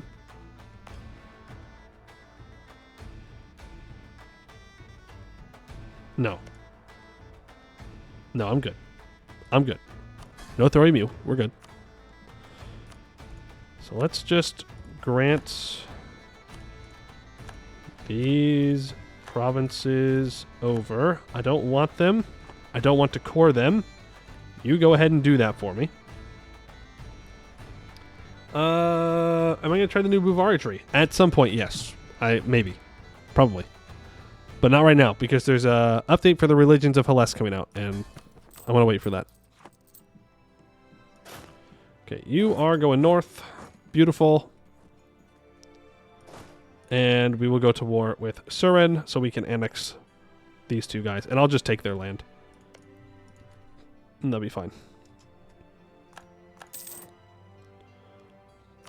And yes, it is going to make people disloyal. That is unfortunate. That my good friends would become disloyal. They became a knightly order. That's whack. Do I have any favors with you? I do. Let's increase our trust. Thank you. And then I will royal marry them. Rebels on the halfling land. Thank you. Did you call them mini rebels? Is that what you were referring to? I don't know if you can say that. I don't know if you're allowed to say that. Now I can royal marry. Then I'm still unsieging this. This colony should be almost done, right? 40 a year? Ugh. It's getting there at least. Very slowly. Very slowly. Okay. Nope. Need to do a Hello, little bit streamer more slash. develop. Baron Bamboozle, thank you for the 12 months. 1 year. Appreciate it. Very kind of you. Hello. Colonial ideas next. Yeah, I mean, we have exploration. Scammed. We have exploration, so we have one of them. Okay, you now need to go belligerize your ally. You're moving to Sovalitond. Sovalitond? No, we can't let him move to the island. We can't let him go to the island. That's not allowed. Go stop them. Laurent is going to attack Duran. Yep. In other news, the sky is blue. Okay. We lost our negatives to our morale. That's fine. I want to build buildings for governing capacity. That's not actually what I want to do. I want to build buildings for money, but we don't have many good ones. And so I will give myself more governing capacity. We're in full 3-3-3 mode today. Oh yeah, we're locked in today. We're here to get stuff done. My BDC. I need to have 50% or more trade power, and I need to have at least 30 light ships. BDC. Ah, down here. Okay. I mean, I can work with that for sure. I think. Let's bring you back to the capital. I haven't picked up any light ships, right? I've picked up 4 light ships. Those light ships are going to die if I send them back on their own. I've just realized this. And I need money to build ships. 19 ducats? Oh, I am way over my force limit. What?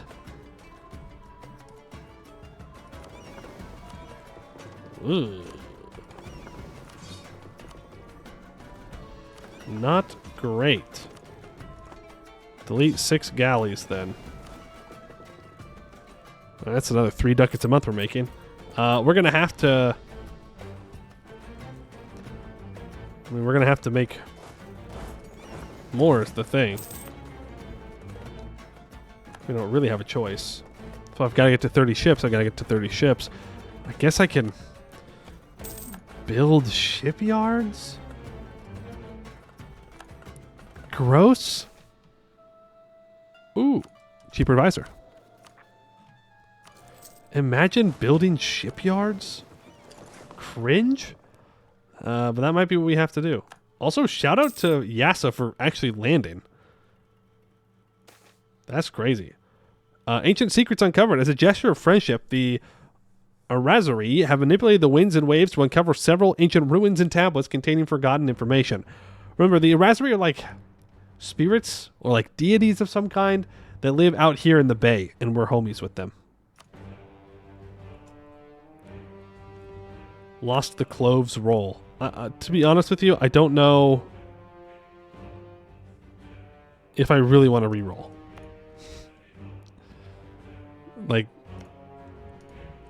Like Westham is here, man. Like if I restarted this run, we would have went colonial harder much sooner. Oh, gross, dude. It's gonna be such a pain to fight them. It's gonna be such a pain to fight these colonizers. The wars are gonna last forever. Because they're gonna be like, oh no, the whole empire is here, bro. The whole empire. We don't want to peace out. We don't want peace. We'll fight you, bro. I'll be like, okay. Very cool, very cool. Glad that you're like this. Okay, you walk down to Wegabiga.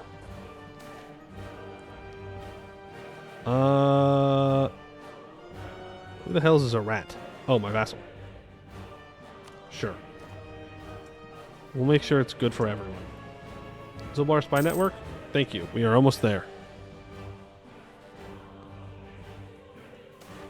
Hey, look at that. Zorat has a War Wizard. Look at those cores, man. Oh, that's going to be so nice. It's going to be so nice when we get those cores back. It's 65 Spy Network, right? No, it's 60. It's 60. You're right. I thought it was 65. Anyone can see that Khugra strives for the common good of all lizard kind, but unfortunately, many rulers across Tanais put their own selfish interests before the shared prosperity of our race. We must contact like-minded individuals in these nations to prepare the terrain for a coup against their tyrannical governments, in exchange for their unconditional loyalty towards our nation once they are in power, of course. Lose 30 of each monarch point. The Sapphire Party will be ready in 5 years. This will grant us an opportunity to subjugate them in 5 years. It will cost us 1 year worth of their income. We will exploit some tax debt to avoid a loan for that. Boom, boom, boom. Boom, boom. Boom, boom, boom, boom. Let's get these troops back over to the Halfling Island, where now we will have to deal with the fact that we have to deal with the rebels. I might have to state up a couple of states down here, at least temporarily, to be able to accept the halflings. Yeah, I don't have enough Diplo points. That's okay. Wigabiga, I will declare war on you. I will not co-belligerize. This is who we're up against. Okay. And on we march. And on we... Oh. We had a heavy down here, apparently. What do you know? What do you know? Hold on. Before we peace out of this, I want to accept the halflings. Let me befriend the halflings, the Mazava halflings, and then unstate this so we are not over our governing capacity by a significant amount. Unstate this as well, so we drop below it just barely. How long till our courthouses are built that we were building? Ooh. They already are. Right, we annex all these guys. Nobody cares. Nobody that matters cares. We annex them. Bada bing, bada boom. We start coring all that up. And we start sieging this in order to make sure that we can get some trade companies down here and start bringing more trade value into our country. At the same time, I need to turn around and prepare for war against Isagumze. I need a claim on them. I need to control the Gunwa node. The Gunnar node. I need these two centers of trade eventually. I need to make sure that this is not draining 12.38 ducats from my node every month. Noctilay, thank you for the follow. Appreciate it. How is Great Bois doing? They're doing well.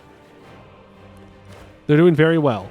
That being said, we're ahead on tech, and I can hire a merc stack if I get involved in a war with them. But right now, I don't need to.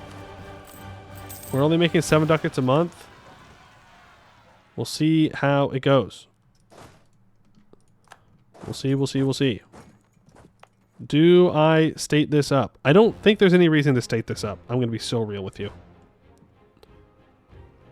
I think what I do is just add this to a trade company. And add this toll to a trade company, and we'll see what it does for us.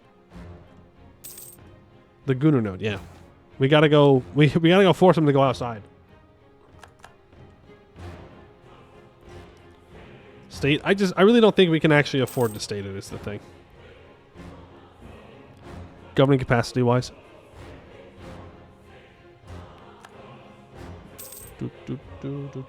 State, it's better? I disagree. Look how much control Everthil already has. Who's Everthil allied to? Vern and Celiande? God, it's going to suck. I need to send a colonist to here. To this province. Oh, they're so aggressive. Doesn't matter, though. We have to be able to get claims on Westham. We need to be able to get claims on this island. We have to kick Everthil out of this node. Have to. Have to. Preferably, we'd like to delay them getting down here as much as possible.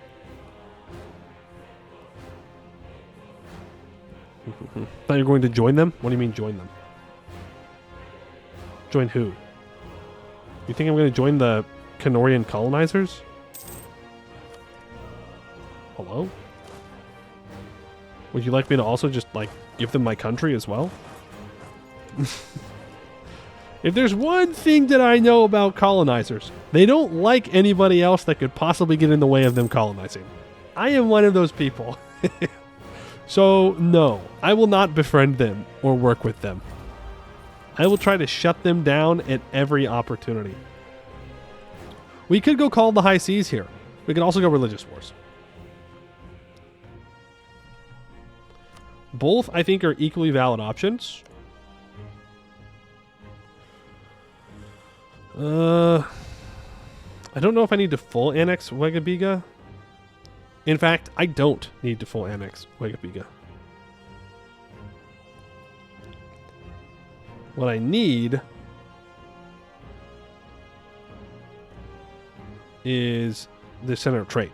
That's all I need for now.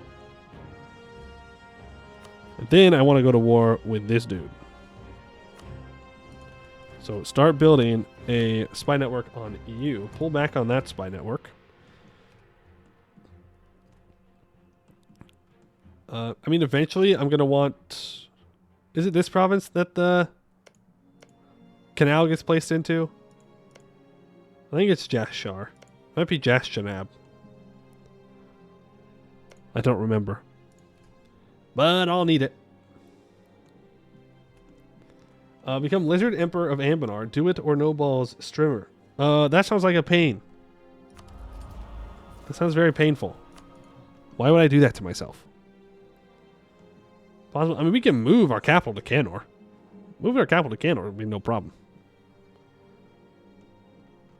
It would not be difficult to do. We just have to take islands all the way up till we can take something from Everthil and move our capital onto Everthil. Southroy is still around. Big Dame's Crown.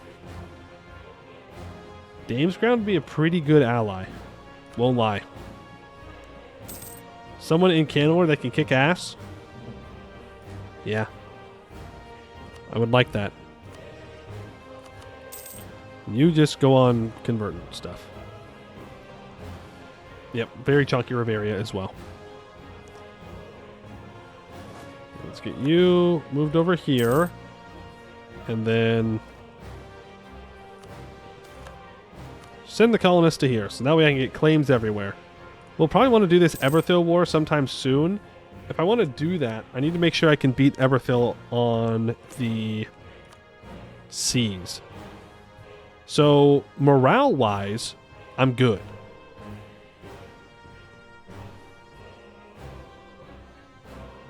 Actually, no, I'm not. Why are they not paying for naval maintenance? That's so weird. We'll be even with Everthil on morale, just about. But we do not have upgraded heavies. So that is a problem. That would probably not go too well for us. So we need to get Diplotech, which means we need to embrace the institution, which means I need money, which means I don't know what that means. That's where the line of thought ended. You go there. You head over here.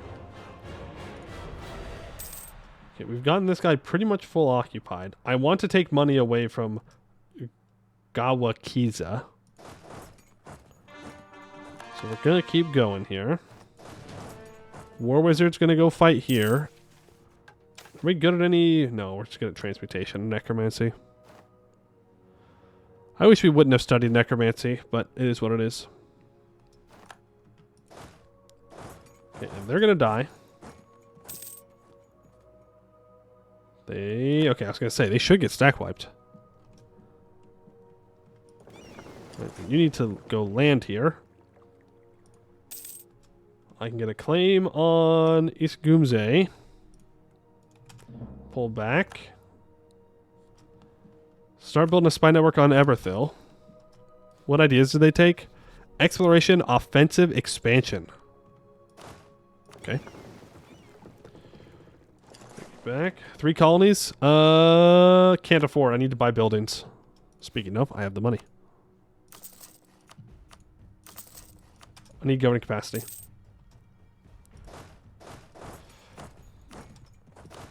Go here. You go here. Split up. Make sure everything's getting occupied. Still can go Witch King, though. True, we could. Just don't know if we need to, necessarily.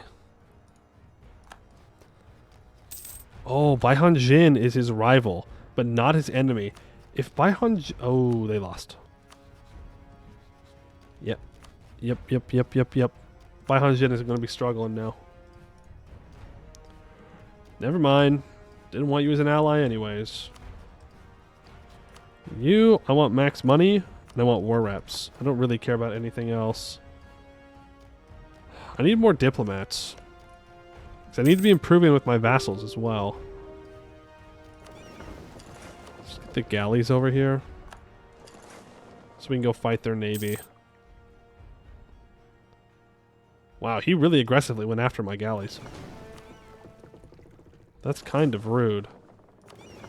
Also, I need to get an explorer. So I will click that button. Wow, really good explorer. Let's send you to the Divin Hall, I guess. We just need to make sure that we're still exploring. We need the naval tradition for missions and stuff. And just because we should have it. You are going to give me...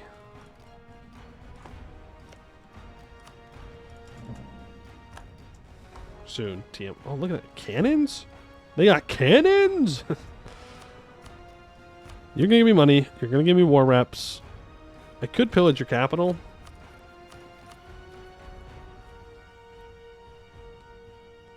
Don't really care about anything else, to be honest with you. Could return things to Orange Flag. Sure. No, because that costs Diplo. I don't need that. Just give me your money. Thank you.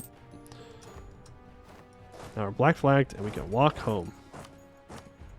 Like, I could do this and like really start to go at him.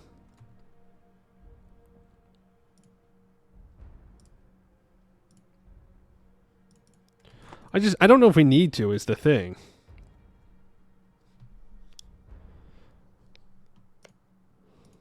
Like, do I need to spend my governing capacity on that? Do I need to spend my resources on that? Not necessarily. Tell you what, I do want this problem, though. His Hasir, because I want to be able to get to this level 3 center of trade. So maybe we just stay along this river. We do not need to debt for the institution. We're good. And then money and war reps.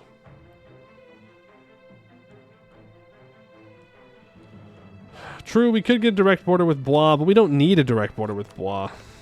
We have CBs. Or a CB. And we'll have another one. So... yeah, I think we just take the 2 provinces and money. No reason to complicate it. No reason at all.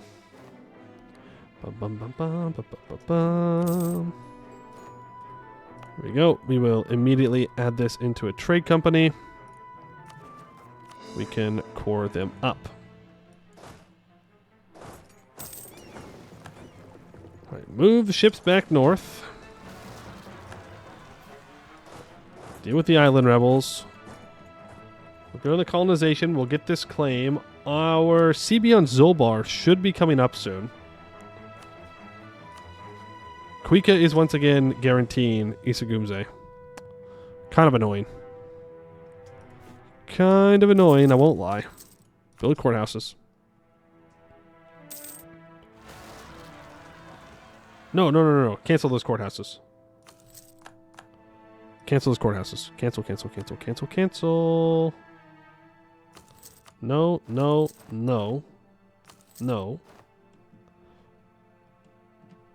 I need money. I need to embrace the institution. 1,000 ducats. And I can sell seas once I deal with my rebels. Sell seas. Boom. Embrace institution. Boom. Now, hopefully... Why is my corruption not going down? Overextension, unbalanced research. Fair enough. Okay, I need this Diplotech. It's time to stop focusing on military. And I'm making 10.74 ducats a month.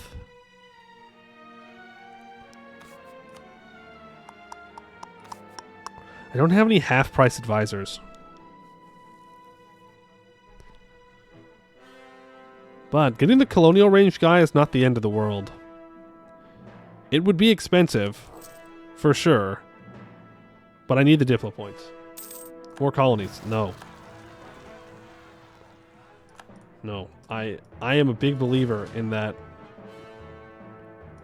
overdoing colonies like that is a pretty bad idea unless you can super comfortably afford it. And we cannot. We have other things we need to spend money on. Also, I can turn this off and this off.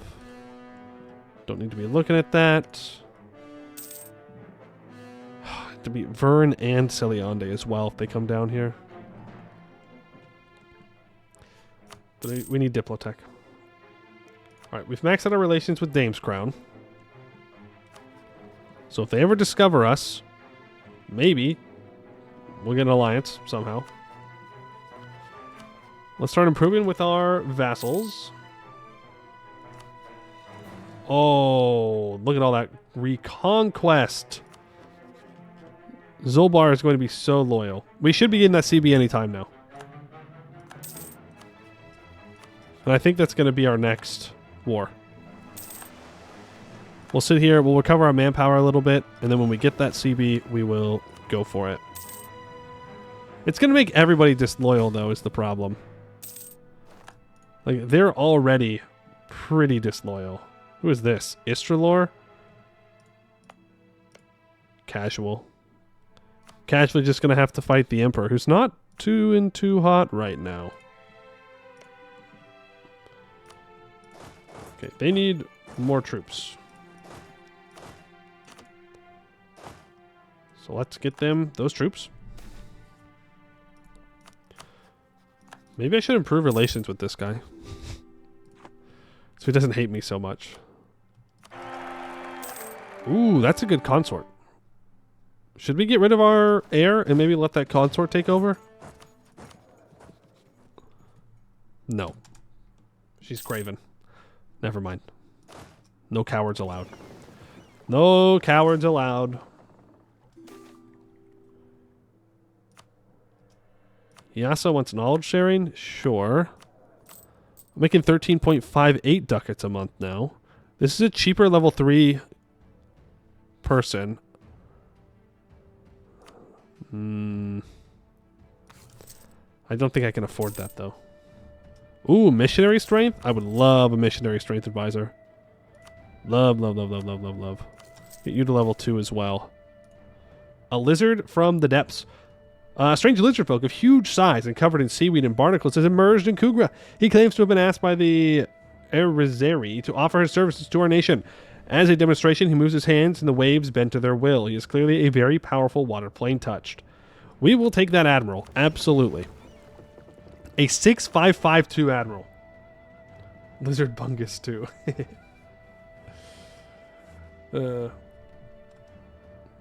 Yeah, so that's really good. It's pretty huge for us. Yep. He must have taken another Diplotech. Yes. We are very far behind on the Diplotech. Should we just sit around and wait? No, we have to keep expanding. We have to keep going. No choice. No choice. I do want to put a merchant here. I think we'll make more money if I switch my merchant from Shelazar. Let's see. No, we will not. No, we will not. But if I go and take this level 3 center of trade in a war, then we probably can get a merchant, which would be huge. I would love to grab this settler chance. We are not. We are taking tech. Hydrate, dihydrate, you got it.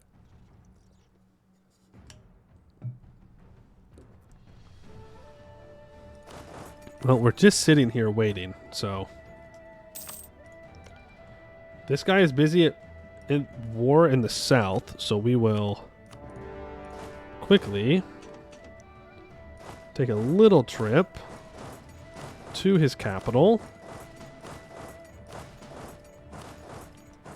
We will take all this swiftly, I hope, in before he has all of his troops up here still.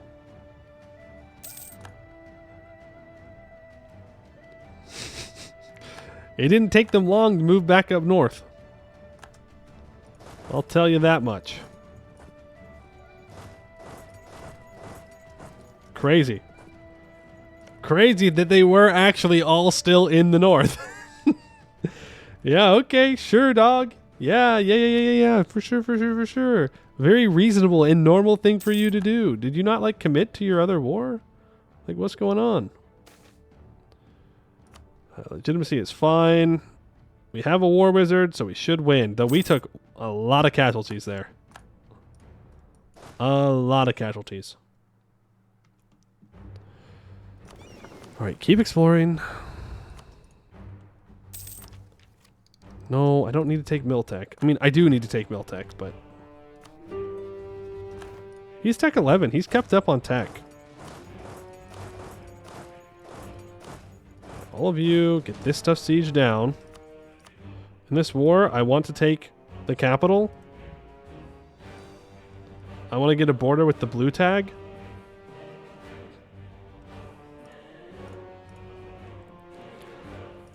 I could, like, try to start snaking down now. So I can grab these other centers of trade. It's not a terrible idea.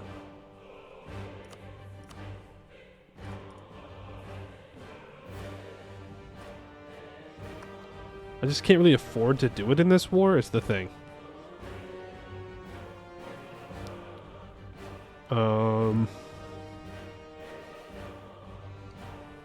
It'll have to be a different war. Well, if I don't take money... If I don't take money, I can do it. Or just take less money. It's 320 admin. But probably should do that. Because we're going to need to own all of this eventually. Governing capacity is actually fine. All I need to do is give out some privileges and I can have some more governing capacity. So, that's what I should do. I haven't given out those privileges yet. I can apparently invite a scholar. The Sculptors of Being. Morale of Armies, 7.5. Yes, please. I will need that. And I would like to build... That's right. That's right, everybody. It's time for the Lizard Marines. Call those bad boys up. Get them trained up. The Sapphire Party has been installed in Zolbar. That gives us the subjugation CB that we are looking for. Move north and prepare for it. If I do this, it may cause a coalition. Ooh, it may call Bois de Kinchi into the coalition. That is unacceptable. We can't do that. That's too much. I guess we don't get a border with the blue guy. Actually, we don't do any of that. We just take the 2 provinces. I need to be able to subjugate Zolbar without Bois joining. So take max money, take war reps, take the center of trade. Bada bing, bada boom. No. Just be happy with what we have. We can come back for it later. Add this to a center of trade. Or to a trade company. Core up. Move north. How's that prosperity doing? We're getting there. Slowly. So very slowly. Do we disinherit here and roll the dice? No. Bad idea. Throw you back at it again. Let's go to Zir Obash. Stay focused on our morale. The Seer is the product of increased centralization of manpower by the Ryaz after their successful conquest over the northern Lizardfolk. Regional armies led by the Ryaz's new commanders, now having access to more professional sources of soldiery, would create the Seer, or Wall, formation.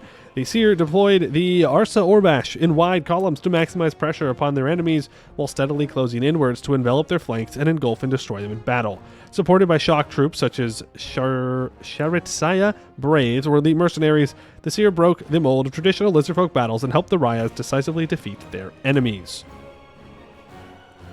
Not as cool as Lichzard's Undead Marines, but any Marines is a win. That's right. Take your wins, okay? Take your wins where you can find them. Nadurabu is no longer a valid rival. We are going to claim that province. Ryaz seems to be having some problems where they can't get access to some of their stuff. Make sure we're royal marrying our vassals if we can.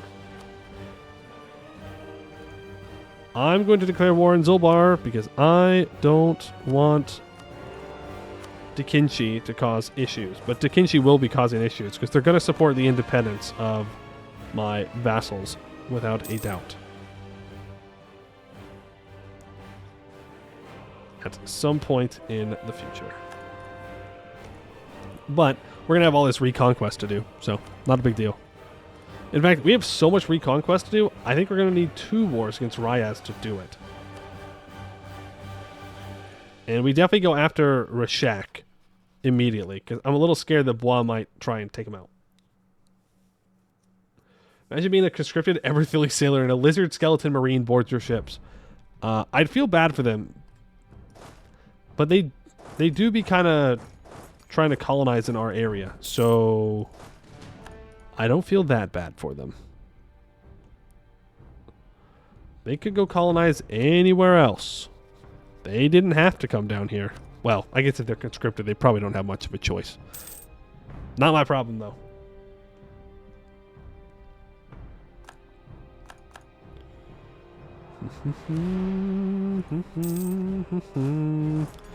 Let's go fight their troops. I'd like to fight their troops. Actually, I would like to have some of you stick behind. Get their capital siege down. The rest of you can go fight them. My vassals will siege down everything else. Ooh, we can take Diplotech. Let's go. We can upgrade our heavies now. Massive. Okay. And, importantly, I can build 10 heavies. How many heavies does Everthil have? Okay, Vern has 3, Everthil has 4. So if I build 10 heavies, that should be good. Then we can delete our galleys, and we can build 30 light ships. Then we can delete the galleys, and then we'll have an actual heavy fleet that we can use, and we can complete the mission for the light ships. We are so back. We are so back. We're doing good. Gnolls are misunderstood doggos. That's crazy for you. That's crazy for you to say about the Gnolls that Eberthil specifically had to fight. Crazy and wrong. You can say many things about the Gnolls of Viacok. Misunderstood doggos is not one of them. Demon worshippers? Yes. Accurate. Ruthless? Accurate. Misunderstood? No. No. We understand perfectly what they're all about. Yeah, there are misunderstood Gnolls. Well, were misunderstood Gnolls. Those ones died. I guess these guys are technically still alive, but for how long, you know? We're at 33%. Really? That's it? Oh, and there's the death of our king. And we got another pretty bad heir. 313. Man, I'm about to go Republic. You're kidding me. He died on the siege. We lost 2 stab. No! We have to get up to +1 stab. We don't have a choice. We don't have a choice. Yeah, that's a my bad. Definitely keep going with the tech cost. He was 71. I should not have had him on a siege. Should not have done that. Should have been much more cautious. I should have treated him right before he left, you know? Okay, in these trade companies, do we have marketplaces? Yeah, we do. We'll upgrade this center of trade. It'll be good. Remember, I need 50% control over this down here. Which we can get, but if I can do it now, it'd be better than later. That is the death of our ruler, though. Let's make sure we remarry our vassals. Keep them all happy. Oh, I was going to annex Ishalani, wasn't I? Yeah, I straight up forgot about that. Not gonna lie. Just absolutely blanked on it. Hey. He was also a novice in transmutation. Okay? Talk lawful evil undead. You take lawful evil undead over chaotic evil gnolls any day. At least the skeletons will just stab and kill you. Crazy doggos will chop your limbs off, sacrifice you to demons, and then eat what's left. Yeah, that's fair. That's fair. We're going to scornfully insult Blois so we can stay over 50 power projection. Come on, give me the siege. Thank you. And we will make you into a vassal.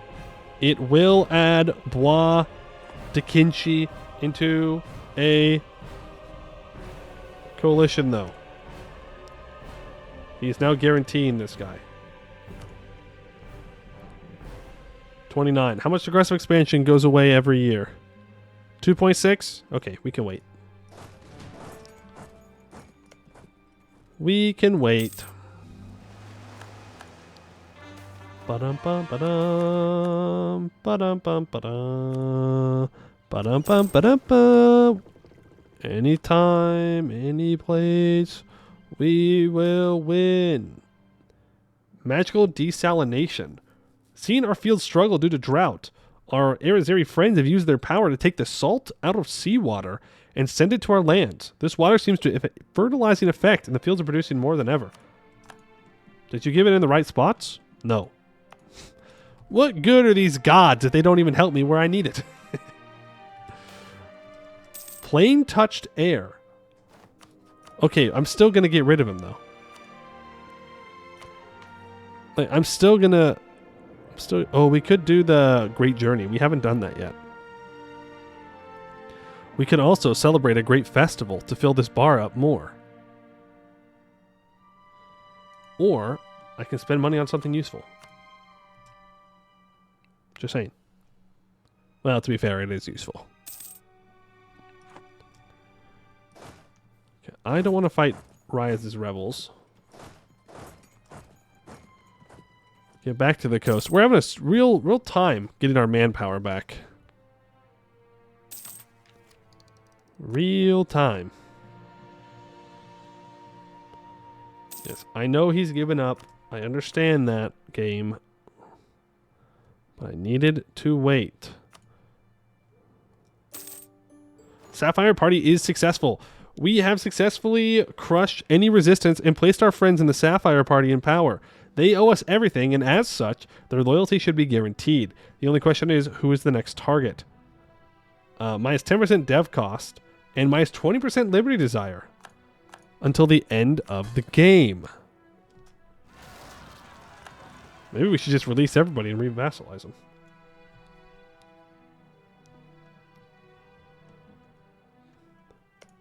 That's pretty good.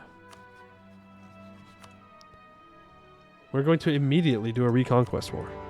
And I know, you'll be like, Poe, you fool. You just said that you didn't want that guy joining the coalition. This is true. I would rather him not annex this guy, though. And now I have vassals to where these small wars, I don't need to do anything. I just let them take care of the problem. They will siege stuff down. I need to take Diplotech. And Admin Tech. Okay, we need to stop going to war. Wars officially canceled. Alright? Well, we're still going to go with Ryaz. But other wars, canceled. We need to catch up on techs. But we can beat Isagumze and Kuika is the thing. We could beat them. And I can beat Kuika up for money. And I do like money. I do.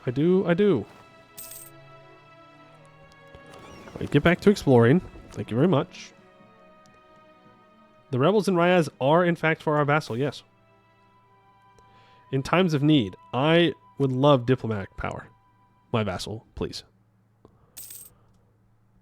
Please. Thank you for the 25 Diplo points.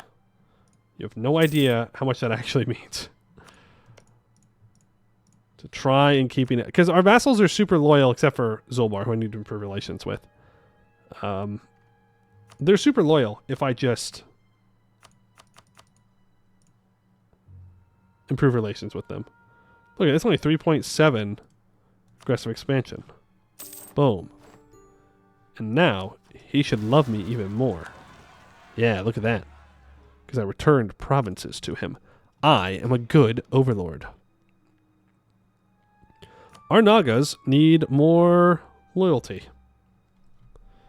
Ooh, actually, let's give native assimilation, since we already have 50%. That's pretty good.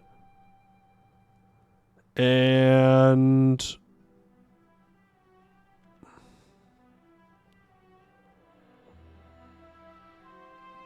oversight. And then we'll wait for these guys to get a little bit higher, and then we will seize, and then we'll pick a governing capacity thing. Privilege. Are my mages super loyal? No. Good. No longer have unbalanced research with Diplo. Huge. We also have our march up here. Don't forget that. I've kind of forgotten about him, but he's just chilling. He's having a good time. He's got 9,000 troops. I should probably build a fort in his capital and pay for it myself. He has fort defense in his national ideas. It'd be nice if he took defensive ideas as well.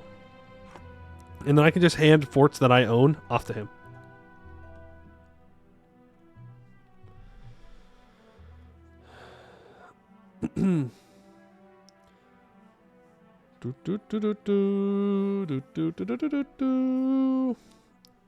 Is your march Harpy Mill? No. No. They're not. That would really defeat the point of them being a march, though, huh? But no, we're good on that front. You get put into level 2. Center of trade. Gets me up to 32 here. I should consider upgrading some of these to 32 as well. 32 to level 2. So let's do that. I need to build a marketplace in some of these areas. And here specifically. Next month. Hopefully. Oh, I really didn't want that to happen, but oh well. We can choose a new government reform. Tier 6. I'm going to be so real with you guys. So real with you. It has been a long time since we've gone States General, and our leaders have been absolute trash. I am tempted to click on States General. We do need Diplo Rep, 8 Diplo Rep, eventually. It would help with our vassals and whatnot, but I cannot keep getting 333s, 313s. Like, we need to catch up on points, so I think we're going to go Lizard States General. Even though we will lose Dragon's Bane as a last name, which is a sick last name. Rip to Dragon's Bane. Status is a 340. The Monarchist is a 353. That would be a 353 until death.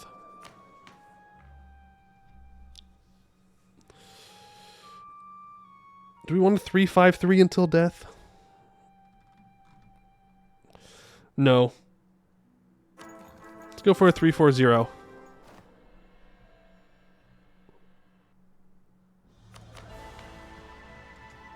Wait, I can't even see how long it's going to last? No, okay, here we go. Till 1552. I can live with that. No current deity. Tech cost, absolutely 100%. Make the merfolk like me. Take admin tech. And a colony has completed. You need Diplo? Yeah, 340. 340. Look, I'm going to turn him into a general anyways.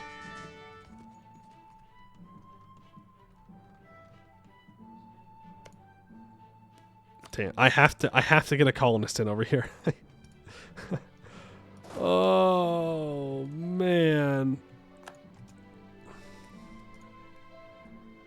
Because I need Lai Peninsula. I have to have it.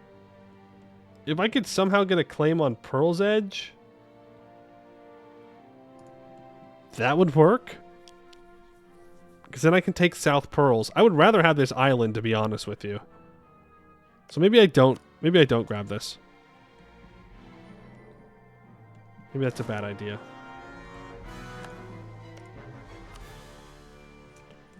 We should have my heavy ships, though, right? Oh, rebels.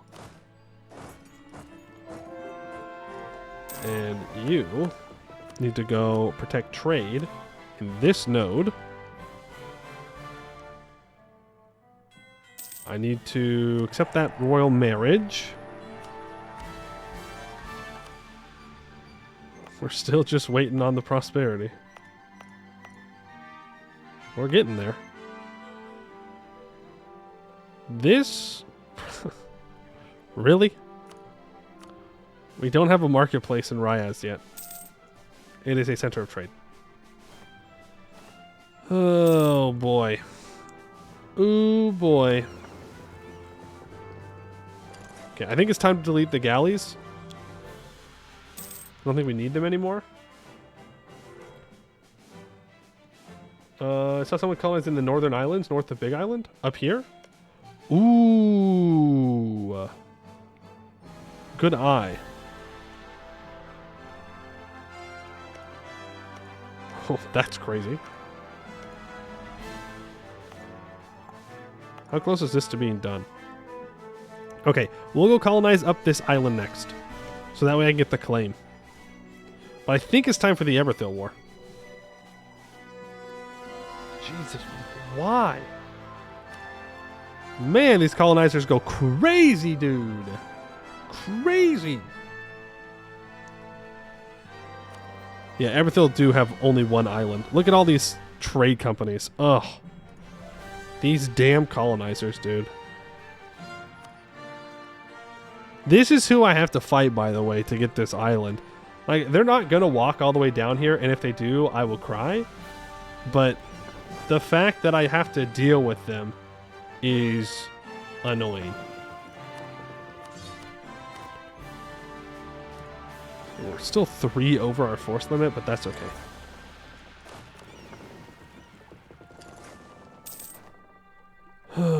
Everthil might have some troops in the area, to be fair, since it was colonizing up here. It would need troops to deal with natives. But, whatever. The Nagas want a temple somewhere. I do need to colonize in that direction. I do need to colonize down here. But, for now, let's give the Nagas the governing capacity. Yippee! New World missions. Even less native uprising chance. Let's do it. Makes it to where natives won't uprise at all. The market, true. Thank you.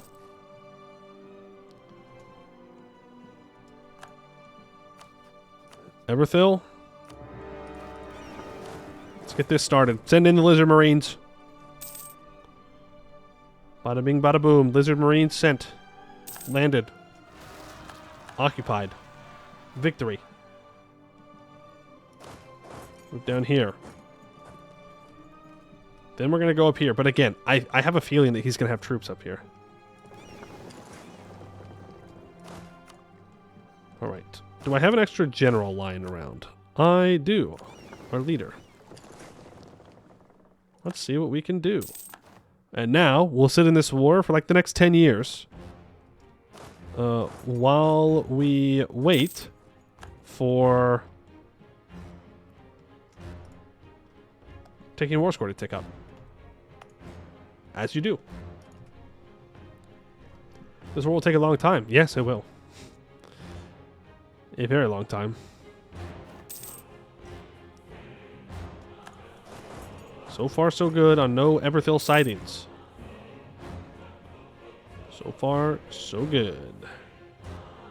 I mean, Vern could come down here with some boats. I'm not worried about Celiande.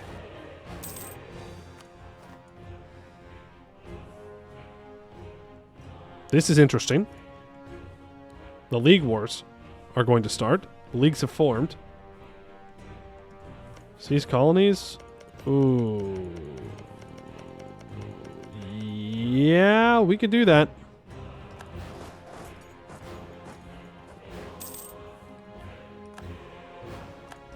We could, in fact, do that. Call from here. Send you north. Move on. They're not going to uprise in our country right now, so it's not bad. Hey, Amy.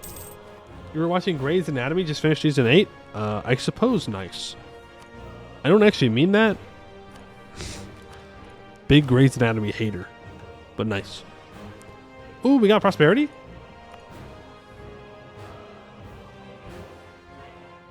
Oh, I didn't need this state. What?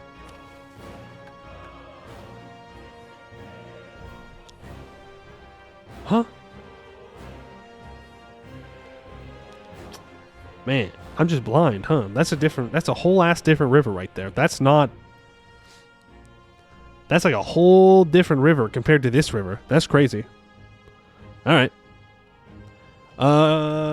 Khugra owes its existence to the blessed Adzalaz River, which drains to the seas in our capital city. Through this river, trade enriches without end flow, upwards and downwards. We must not only ensure our control over all its course, but guarantee the prosperity of its shores and the continuation of the lucrative river trade. For 20 years, we get minus 15% local dev cost in these provinces, and until the end of the game, we get minus 15% construction cost, 5% goods produced, 20% local tax, and minus 0.1 monthly devastation. And now I need all of those provinces to have 15 development, a barracks, and a temple. Zlevik, thank you for the raid. Welcome in, everybody. Let me give you a shout out here. I hope your stream went well. Hello, I am Poemew. I play a lot of Anbennar.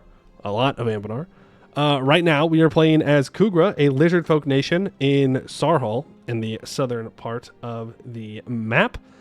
And we're just kind of going over our missions and trying to plan out where exactly we need to go and what we need to do. We are in a war against one of the colonizers. They took one province and control a large chunk of trade, and so we're trying to prevent that. But welcome in, everybody. Hope your stream went well. Thank you for the follow. Appreciate that very much. Gotta make sure that we don't stop paying attention over here, because I don't know if he has troops. And I am speed 5ing because we're just sitting here. Now I need all subject countries to have less than 50 development. I need Diplo rep of 4. Ooh. That's going to be a tough one. Now, I can work on the... Well, actually, not really. I need to catch up on Diplo tech, because we are quite far behind. Just is what it is. So if we can pull that back, then maybe we can get Yasa to be loyal again. And then we'll be in a pretty good spot. We can't take any ideas right now. We just have to try and catch up on tech. Market, build that market. Which market? Which one? I built the market in Ryazas, and I built the market in Nazni. In the center of trade. 1, 2. I don't know which center of trade you're talking about. Did I miss one over here? Nope. We're good. Also, I still only have 39% control over this node. Right, because our ships are really bad at protecting trade because we're lizards. Minus 50% global ship power. Scam. Miss Billy, are all good? Okay. That does mean that we just need to conquer more land over here. So, it is what it is. Do the island centers have market? So, oh, you mean this one? Yes. I do need to upgrade it, though. And this one? Yes. Yes.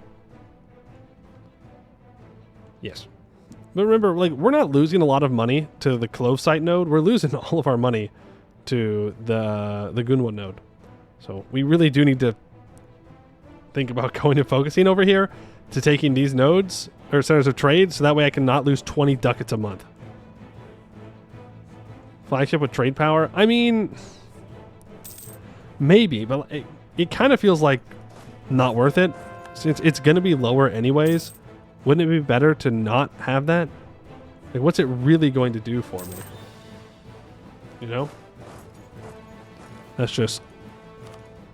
Like, maybe it would be worth it, but... No, I don't want to improve with neighbors. That's not what I meant to do. I meant to improve with subjects. So we're big land lizards, like the ones from the Fire Nation Avatar? No, we are... Think of like Argonians from Skyrim. We're like that. We're bipedal. We got hands. Stab people. You know, regular lizard things. Yeah, but we're humanoids. We're humanoids.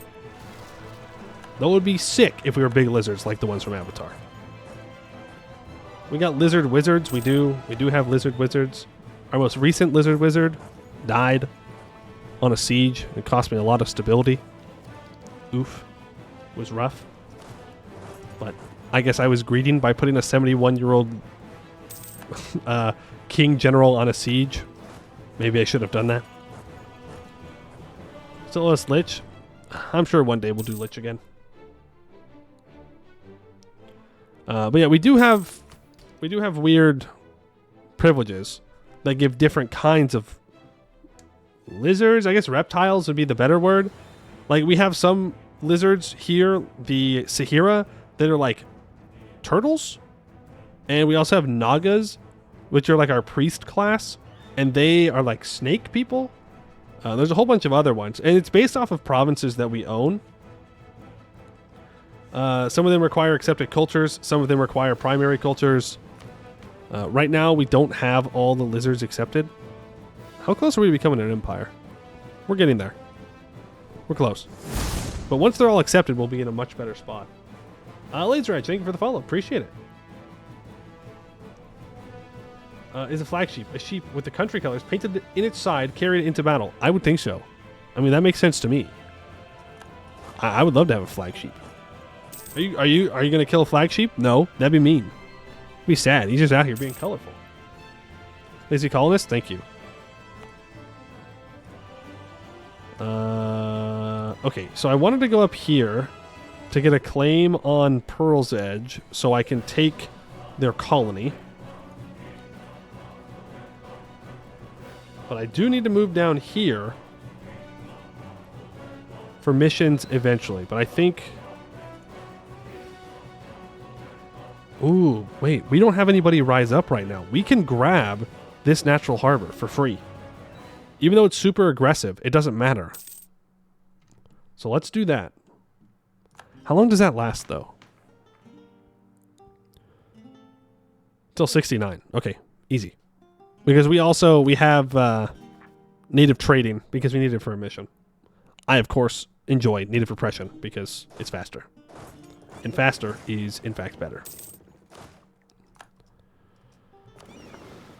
Okay. I think that's really all I can do to Eberthil. I guess I could start moving up towards them. Like taking islands from Vern and occupying them. Feels kind of risky, but at the same time, I don't really think they can stop me. Our boats are pretty good. If we look at naval quality comparison, we have enough heavies, though together they could contest. And morale, we're even with them. So all in all, not bad. Not bad if you can go toe-to-toe with Eberthil on ships. What is a good nation to play if you want to start with Anbennar? For pain and suffering, play as dwarves. I mean, dwarves are kind of the quintessential Anbennar experience. But if you want something to just dip your toes in, but don't want to get smacked around necessarily, Nimscott is a good start. You can get smacked around, but these guys are gnomes. They go colonial. They use artificery.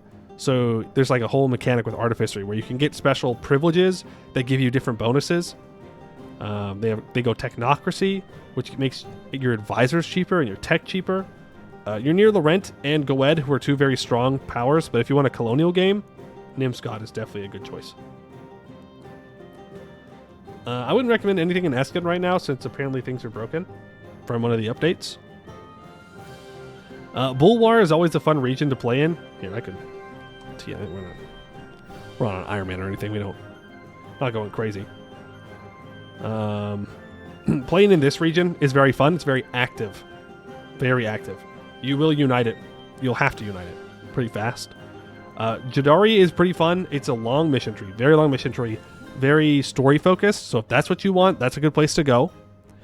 You can play as any of the successor states of the Phoenix Empire. My favorite is Bersartenchess. Is pretty good. They are elves. If you do want to play dwarves, I don't know, chat. What's a good dwarf to start with? I mean, there are migratory dwarves, like the Azra expedition, and then there are older dwarves, sedentary dwarves. What's their word? I can't remember the word for them. But so I understand unmodded mods are nothing I've ever tried. I mean, they're the main thing. Remnants, yes, thank you. The main thing that you need to keep an eye out for in Anbennar are war wizards. Like this war wizard right here has 8 shock pips. They can have up to 11 shock pips. And if you're not prepared for them, they will smack you out of nowhere. They have predetermined general stats based on their military skill. And they have really high shock damage. They do additional shock damage as well. And they have high siege pips. And they do additional siege progress as well. So that's the big thing you got to watch out for. Big thing. Also, different races like humans and elves and dwarves and kobolds and whatnot have different military skills. or like military and admin abilities, but you can just find those right here. Like we take 15% less shock damage received, but we siege a little bit slower and we reinforce slower. So it just kind of, it changes up a little bit how you play.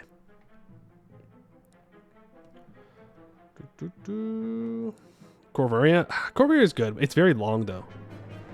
Very long mission tree.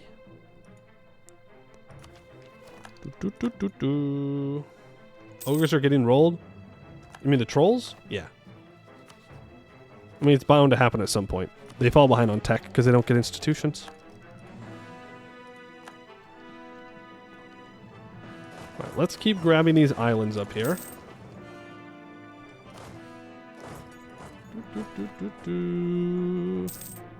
War Wizards with a horse only build just destroys? Yes. Yes. They will delete armies like nothing else. A 6/4/5. Yes, please. We'll gladly take that 6/4/5. Unfortunately, he's going to be elected. We could get an event that could push the monarchists up. That would be awesome, because I would love to keep this guy around. As for our religious choice, I think we just go erudite again. We need the tech cost reductions. Really badly. No longer monarchy? No. The game gave me 3/3/3s like 5 times in a row. And then it gave me a 3/1/3. An accidental compliment. During the banquet, our Chancellor Imux got into a discussion about food and sweet delicacy. While most of the involved parties remained steadfast in their assessment, arguing the strength of the local cuisine, the Chancellor made an awkward statement when he let slip his opinion. Oh, this is just a cheese platter one. Okay, I didn't know. This is just regular. Sure. Increase of opinion. I need to get 1 power projection, please. Do I not have embargo? Okay, they're my only rival. Good. And my money. Build that there. I'll buy that workshop. Why not? Oh, my estates wanted me to build a temple somewhere. Yeah, get it built up.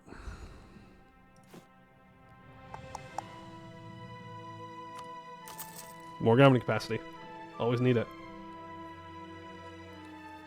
The best first command has to be Rajnahaga. Yeah. It'll be a quick one. It'll be a very quick run. As the command comes in and smacks you down, you're like, oh. Didn't realize there was someone like that around here.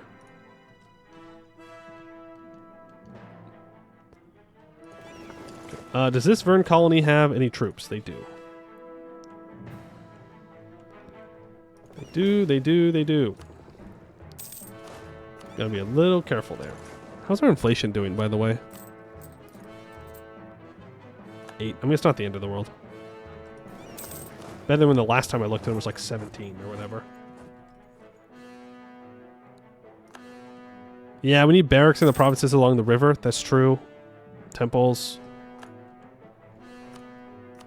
Okay, Eberthil, are you willing to give me this? Yes. Honestly, though, staying in for war reps would be kind of huge. Like, greed is good, you know? So, maybe we should greed a little harder. They can't defend their islands, so what are they going to do? Meanwhile, we are going to go to war with Ryaz for a bunch of reconquest. So let's go ahead and do that. I have my vassal swarm here. They will do vassal swarm things. And that will be all good. At that point, might as well go for 100%. Pff, you're so right. You're so right. We might as well just 100% them. Easy, bro. Easy. You're defending against Arnanen? What is Arnanen up to? Oh, they're attacking Celiande. Well, that's good news for me because I can piece Celiande out. Never mind. He's fierce negotiator, so he's not going anywhere. What is that?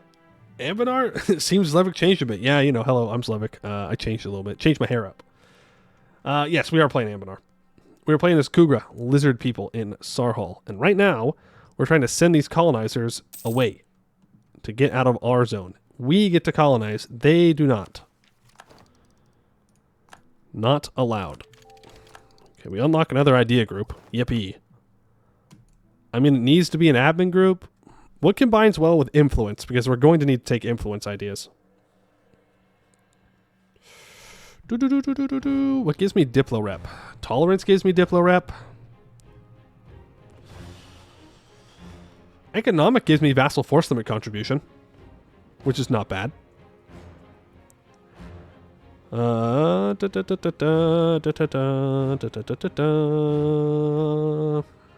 I think economic is the play. And I can just get the vassal force limit.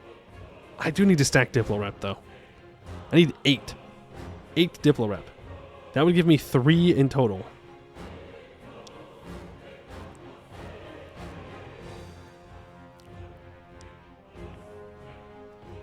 No, I take economic. It's not like I have to choose that much because it's going to be a while until we can actually use it, but it's okay. Thanks for advice and chats. Bedtime over here in Europe. All right, have a good evening. Thanks for hanging out for a little bit. Appreciate it. Hope you have a good one. Let's go Religious Wars. Get cheaper war score. That will help us in our current war against Ryaz. And I don't think we can get all cores back. But we can get pretty close, I bet. Okay. We can get most of them. Most. Boom. Boom. Boom. Yeah, that's pretty good. They're also the same religion, so I don't know why that would affect if I can get the stuff back or not. I was just kind of in my head being like, oh yeah, we just piece them out. We just take things, but that's okay.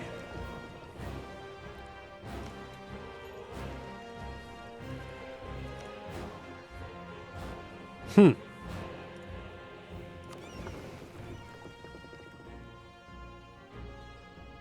Hmm.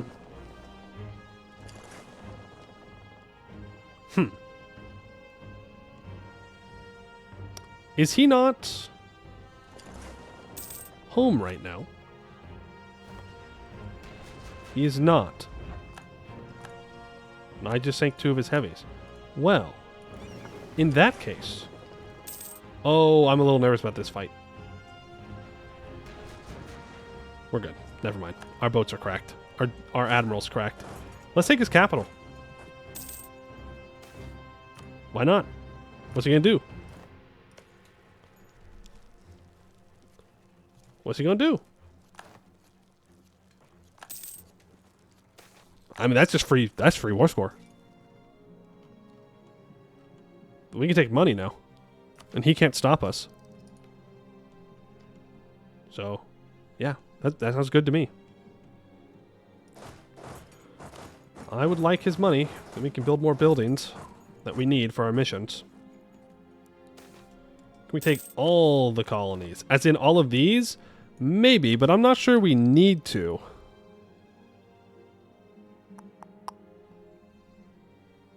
It's 4 years.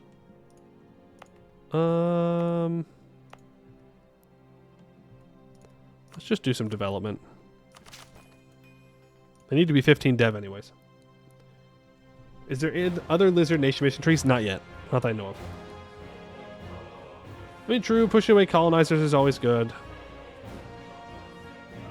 This is true, but like this node is just not all that useful for us.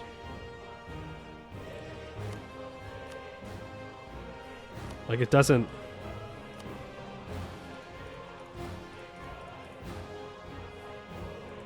do much. You know?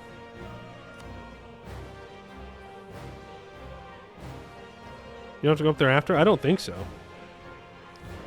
Eventually we have to get our home node to be the most valuable node in the world, which is a crazy thing to ask of us. Considering the Anbennar cost node is currently at 63. Dame's Crown is at 71. What's the... This is only at 46. Ours is currently at 26. We are losing 19 value, though. But still, it's still a crazy thing to ask for. But we'll see. It depends on if we can get the war score, right? Oh, our ships are struggling now. They're taking damage. We're taking damage, chat. We're taking damage. Let's go heal up a little bit. Everything only has 16k troops. It's not bad. I wonder if they have them down here or if they're elsewhere fighting. Because if they're elsewhere fighting, then we can go occupy stuff in the south. Who's given up? Rias has given up. Okay. That makes sense. Thank you for all that and a little bit of cash. Appreciate it.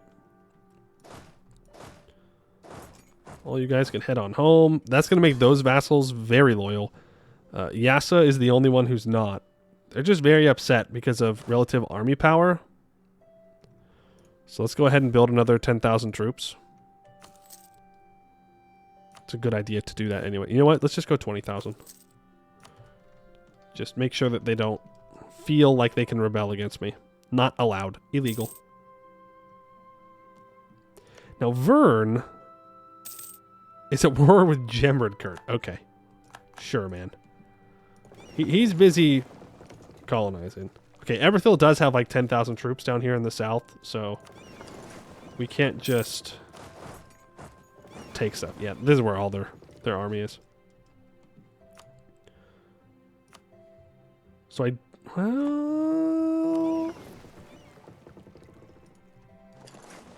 was gonna say I don't think we can get away with... What?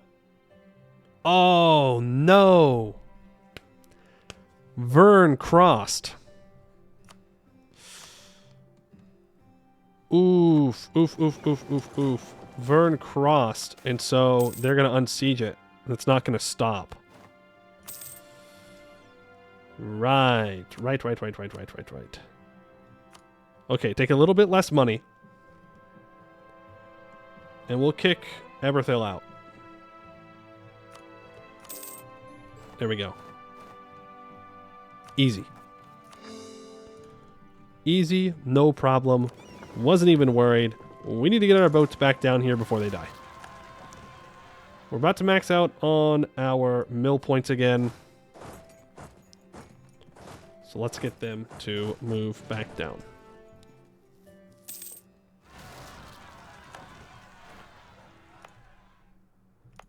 And you can get your development encouraged.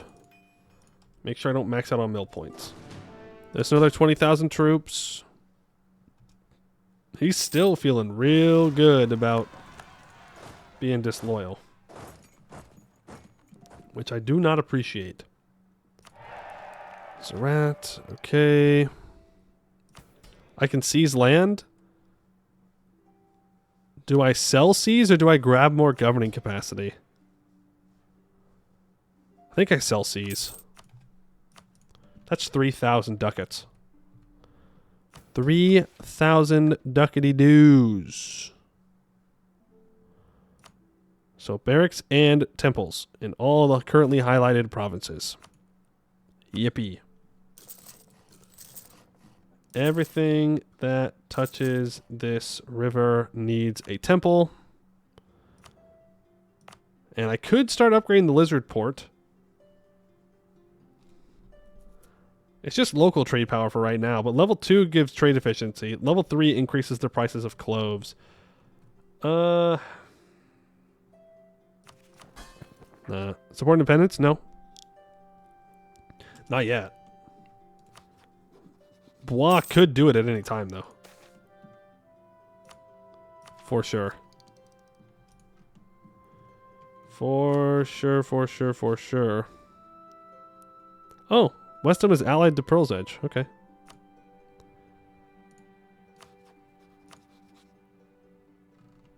Yeah, I really don't want to fight the entirety of the league. That doesn't sound great to me. I'm just going to call in all of Istalor's homies. I mean, I could wait for the League War to pop, and then we can go to war with Istalor and Westham. That does mean that I need to build spy networks on the both of them. I need this entire thing. I need the colonizers out. Gone. Kick them out. Get them out of here. Pearl's Edge is going to be a pain. No, need the tech. Well, actually, we might be able to get away with choosing settler chance here. Let's do it. Get that settler chance. I would love to get this naval force limit as well. One lizard fighter can easily solo a Laurentish army. Yeah? Yeah, are we sure about that? I don't know if I'm willing to test that out. Also, I need a general. Kunolo separatists? Cell cost? New Hooksfield? Bro, you got separatists up here? What the heck? What the heck? Alright, PLP, you want to be a leader? You've got it. Let's see what you can do. We have a solid 36.2 army tradition. Yeah, you're bad. You're bad. You're terrible. You'll get the job done, though.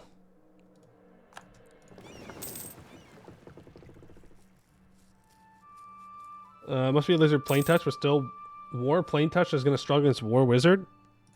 Why not both? Why don't we just have both? War wizards and war plane touched. That's crazy. I just clicked through that, but Nola Cash just went Great Shaz.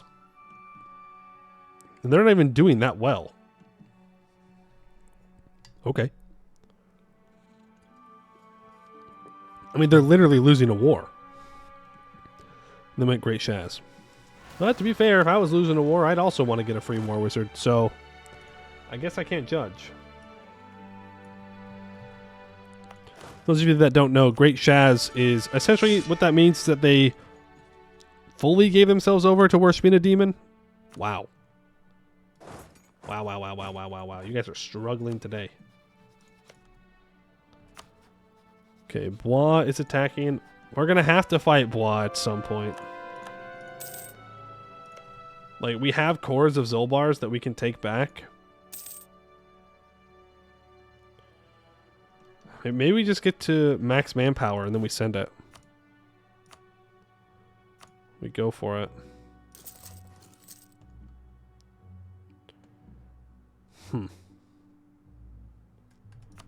We need to develop more. Apparently. You need a barracks. You need a barracks. You need a barracks. I mean, they all need barracks. Every single one of them. So we can get you to 10. That's a good start. Yeah, this one ain't getting to 10. That one is, though. Very good, very good. Even in streams, I managed to skip the yapping. Bro, we got a yap skipper around here. We got a yap skipper. Imagine. Imagine skipping the yap. Well, today we just went over the Tinto talk, so. No! We didn't get the event to save him. This is so sad. Yeah, go to a 3, 2, 4. And deity. Tech cost again. Oh, he took so much. Oh, it's so annoying. But we're going to have to stop him. Like, it has to be us. We're the only ones that can contain him.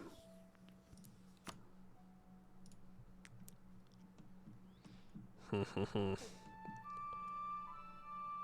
mean, I guess if I push up to this urban province, grab this mountain province, then we can maybe hold him back. He is only Miltech 10. This is true. We're Miltech 12. We would do pretty well against him. Let's get some more cannons since we're almost Tech 13. I need to take admin tech. I need to catch up. We're getting there, though. Yes, lazy colonist. Thank you.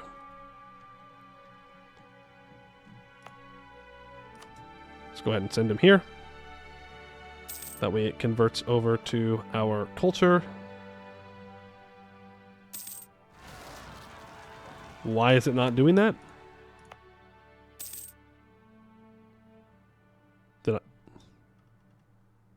Did I do something wrong? Hello? Hello?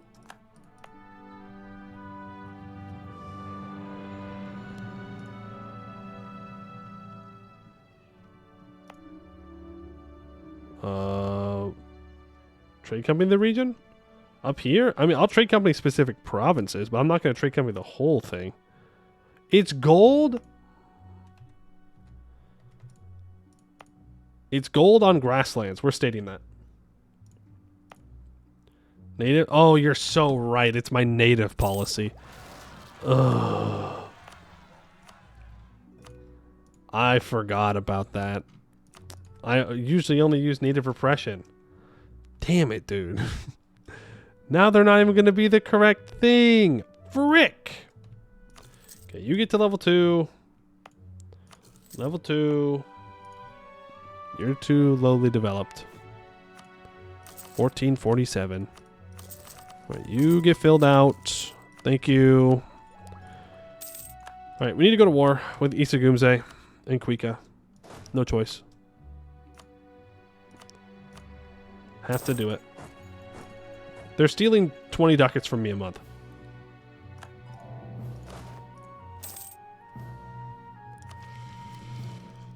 Like, 20 ducats is a lot of ducats to steal from me. We don't have to spy on the colonizers anymore. Please let me know what Ishtalor does. I need to know when they go to war. Don't really care about Riveria. We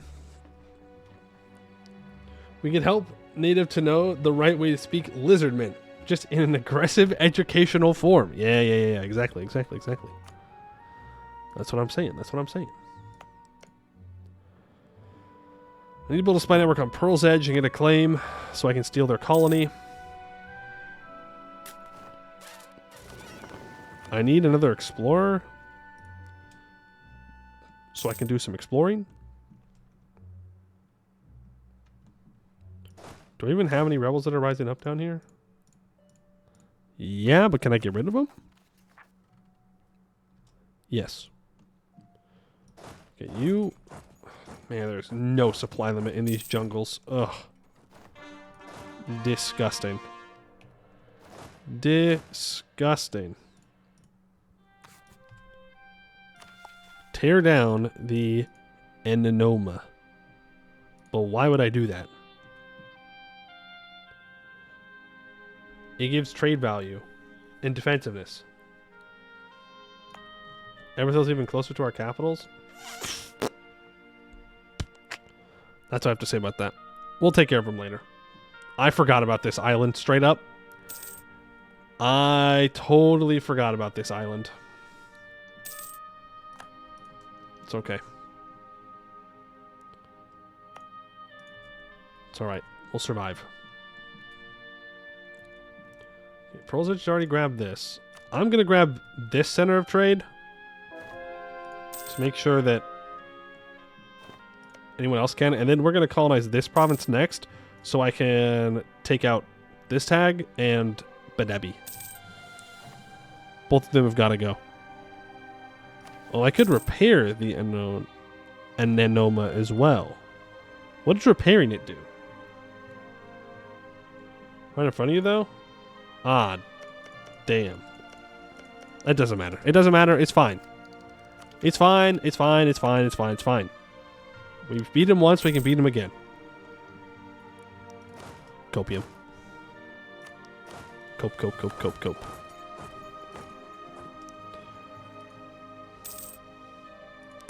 This is so sad. This is so sad. We're at 44% control of this node. I need 50. I need 50. It gives me a permanent +1 Diplo rep and 30% trade power.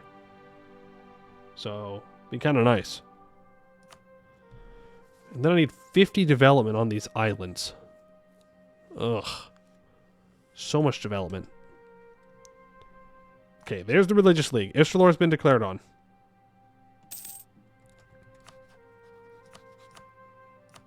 Eh? Oh, he'll actually accept. That is amazing. That is so good. Yeah. Thank you. That is so good. Okay. Maybe instead of economic, we should take tolerance ideas, actually. Stack idea cost reduction.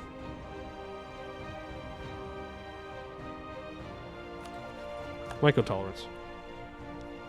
Okay, now we don't have to fight Ishralor.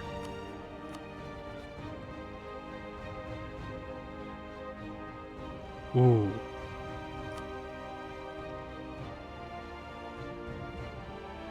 Ooh is what I have to say about that. Is Riveria in the League War? Yes, they are. It is not going to be a long League War. Wow.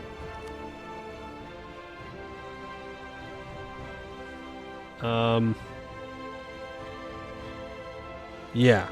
That's going to be a stomp, I think. Wait, why is Gwed involved? They're not. I'm just blind. They're not. Okay, it might be a little bit longer then. Which side is Dame's Crown on? This side? Yeah. I think Regent Court's going to win. So I don't think it's going to be very long. Religious? Nah, I don't think we need to go religious. Isagumse gets to live another day. No. They die. They still die. Don't worry. I'm thinking, why I'm pausing here is...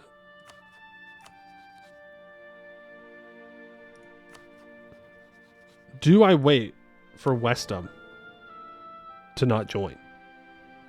The answer is probably not, because Westham is on the side that I think is going to win.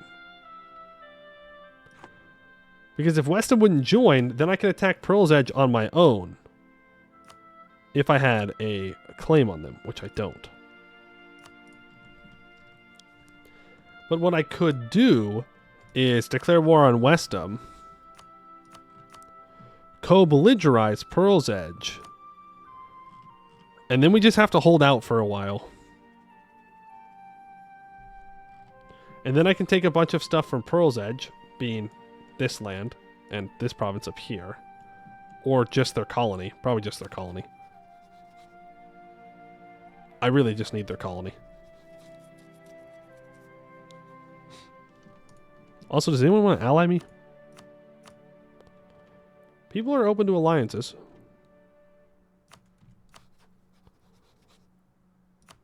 This wouldn't be the worst ally.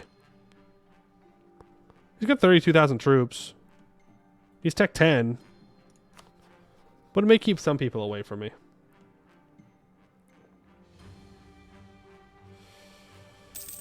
Ooh. Or I can just go to war with Westham, not co-belligerize Pearl's Edge, and just take these provinces. And then come back for Pearl's Edge another time.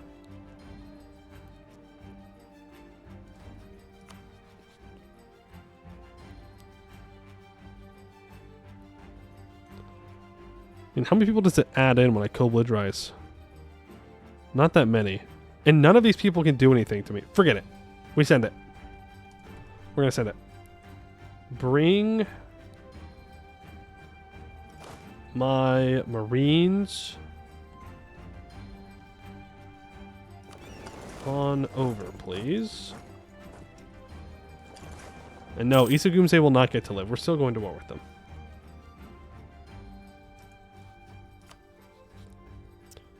Co-belligerize Pearl's Edge. Send it. Okay. So where with all this? Have they a grand fleet? No. Oh my god, they do have 1 naval morale on us, though. Damn. Damn. That's crazy. But they have 0 heavies, so it doesn't matter. Fuck it, we're doing it live. That's right. Here we go. Frick it, wee ball. You go large cast iron cannons. You go to Isagumze's border.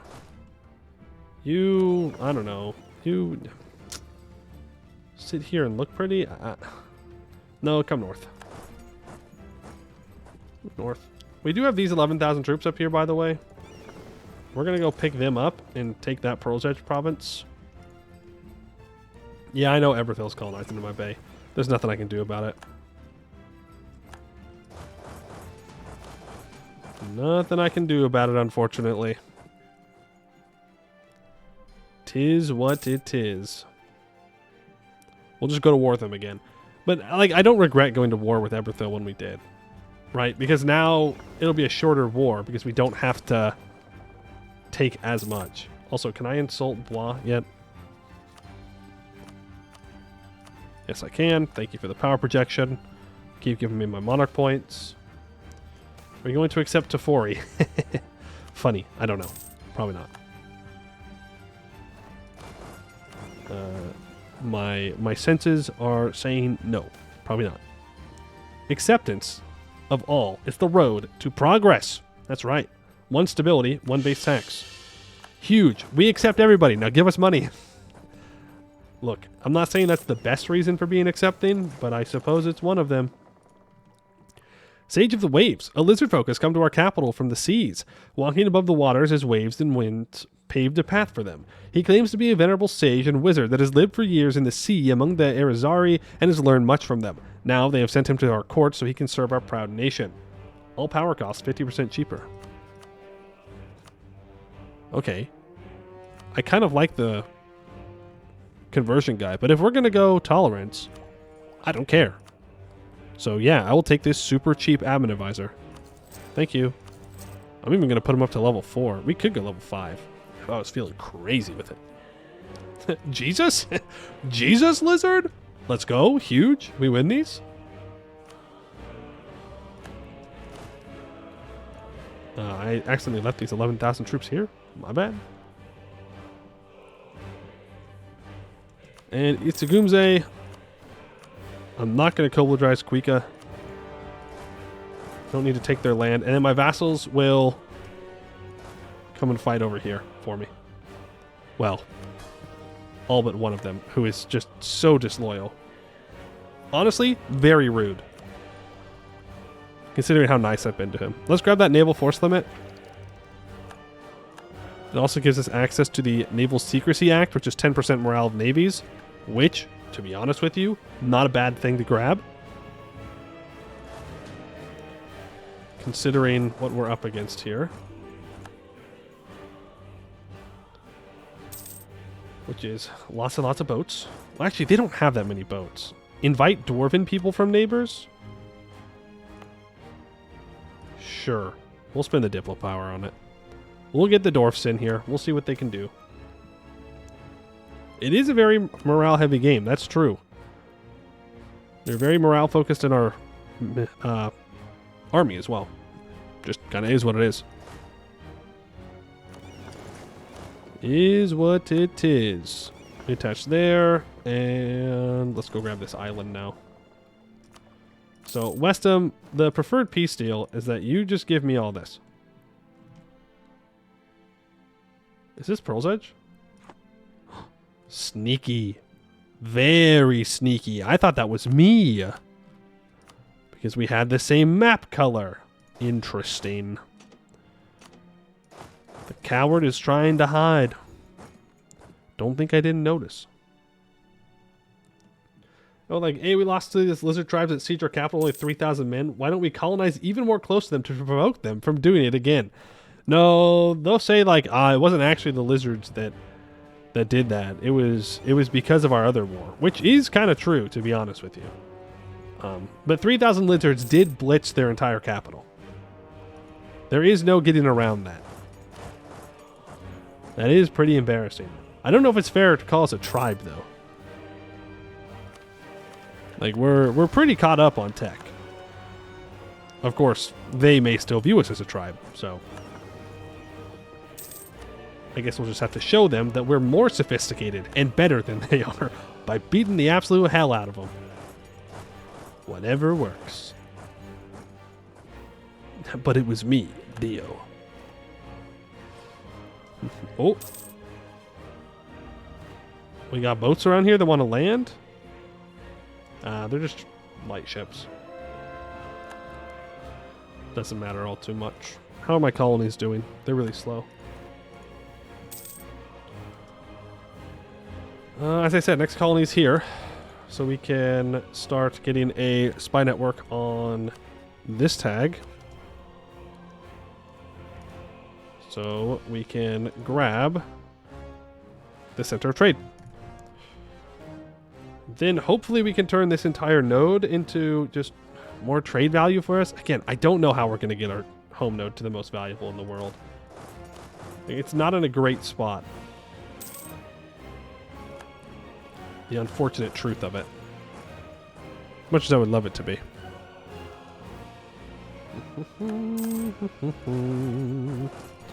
Go here and here. We're down below our 50 power projection again. Very sad.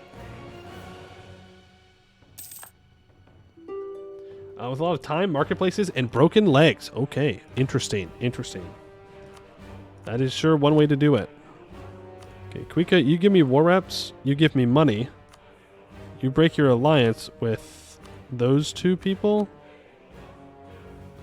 We call it good. I could have taken their trade power to keep it for myself. But I don't think I need to. These two go together, right? 20, 10, 9. No, these two go together. You walk back. There we go. Just trying to figure that out. You are going to give me all this. Oh, wow. Look, guys. He embraced colonialism. That's so good for him. I'm so happy for him. Wow. Congratulations on embracing colonialism. Now die. Okay, core up what we can. Hey, remember when I said we weren't going to go to war anymore? I remember that. Those were the good old days.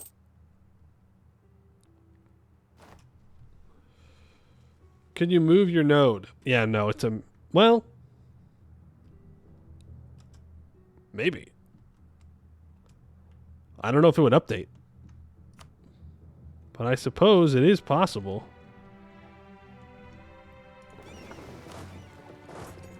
It is possible. That would work. Okay, let's bring all of our troops back to our capital.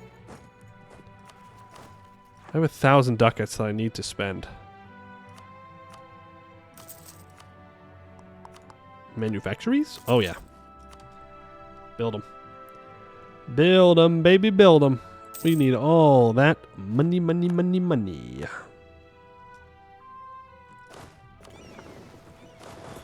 Alright, let's hope that Pearl's Edge does not have... Well, let's leave our Marines up here. And let's take down our other stack, since they do, in fact, have troops down south. I don't like either of these options. Go with the 215 for now. Turn him into a general. Yeah. Tech cost. I think they just stole my colony or they burnt it. They stole it. Sorry, Pearl's Edge. I will notice that one. And we had rebels rise up on this island. Okay. Do a little detour.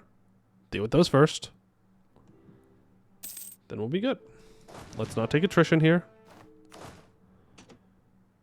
Let's just grab a siege stack. Combat width is currently 27. Boom and boom.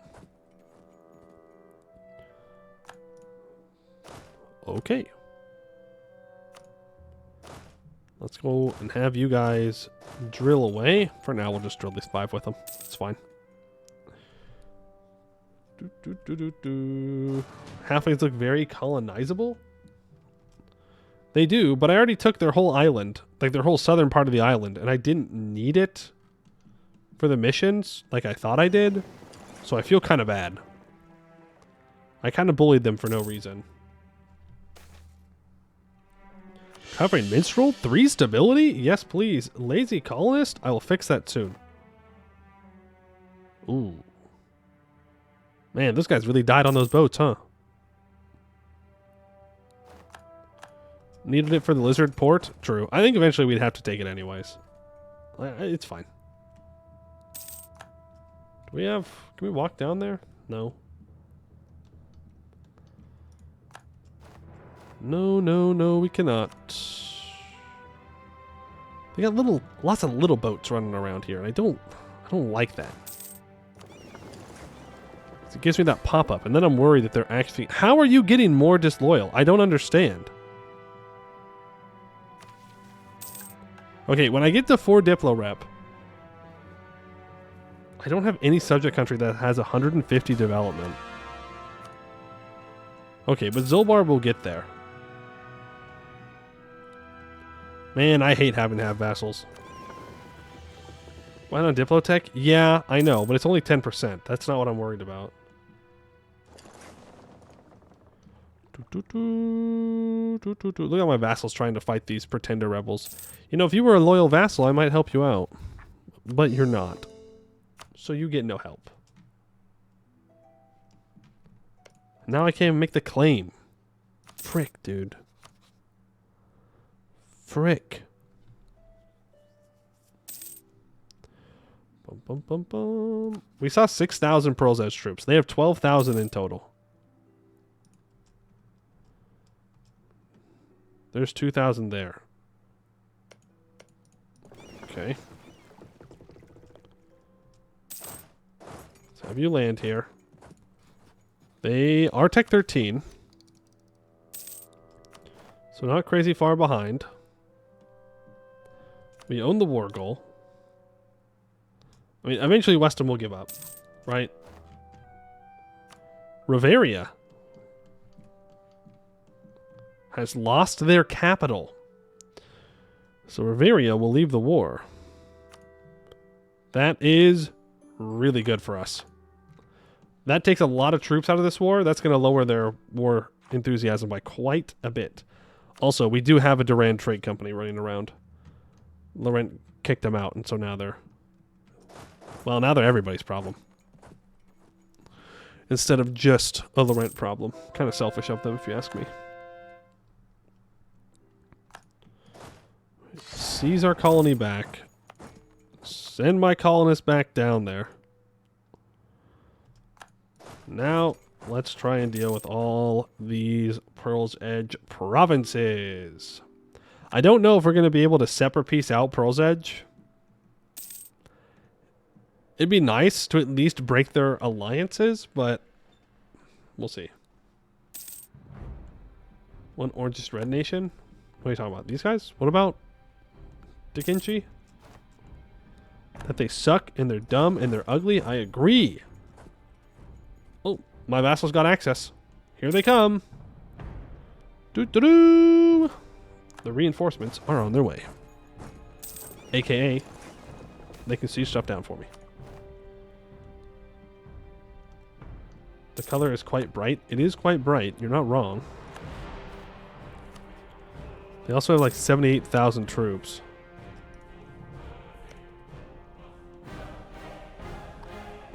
Yeah, I mean, I'm like the only person that can stop them, but I'm kind of busy at the moment.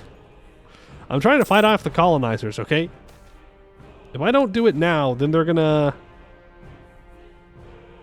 build up to having you know, 300,000 man armies and 500 ships each, and it's going to be really annoying to deal with them. And I don't really want to deal with that. I'm going to be honest.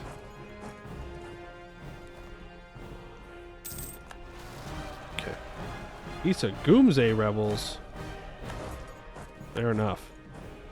Can I warn Eberthil? I'm going to warn Eberthil.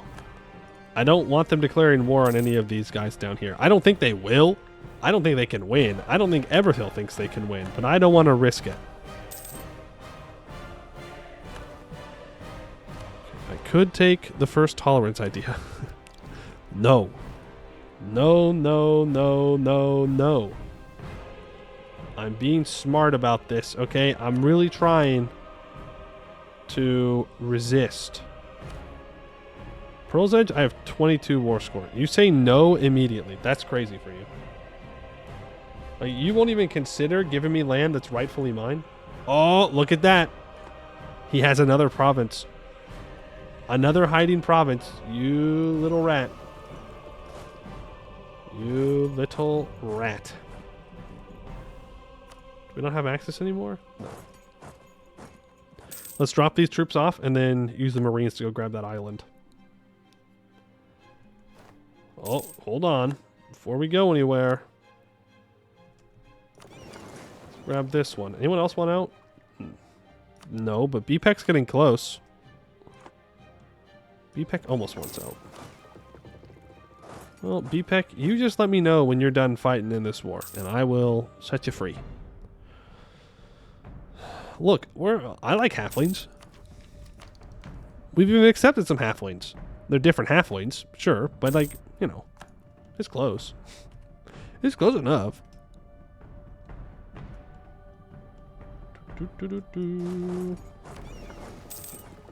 What is the most war score you can even get without entering Canar? Well, you can get ticking war score up to max.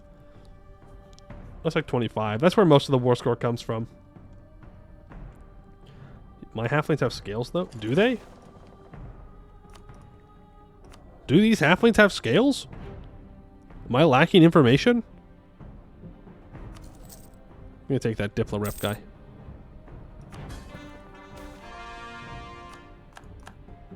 The one advised from last stream says so. Oh, that's true. That's true. The halfling that looked like a lizard. I'm not going to invite any scholar. I don't need it right now. And I feel like that would be a waste of my admin points.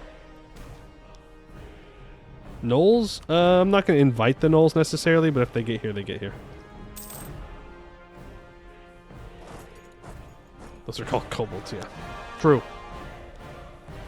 Scaly halflings are just kobolds. And you can't convince me otherwise. Gnolls OP they gave goods produced? Well, good news. They showed up. And they showed up in a pretty good province. We have Ruinborn here, and we have Gnolls here. So, that is pretty good. I will give you that. We're going to have rebels. Adaru rebels. What's an Adaru? Ah, in the north. Okay. Well, let's get these 11,000 troops back up there. Election. A 326 sounds great.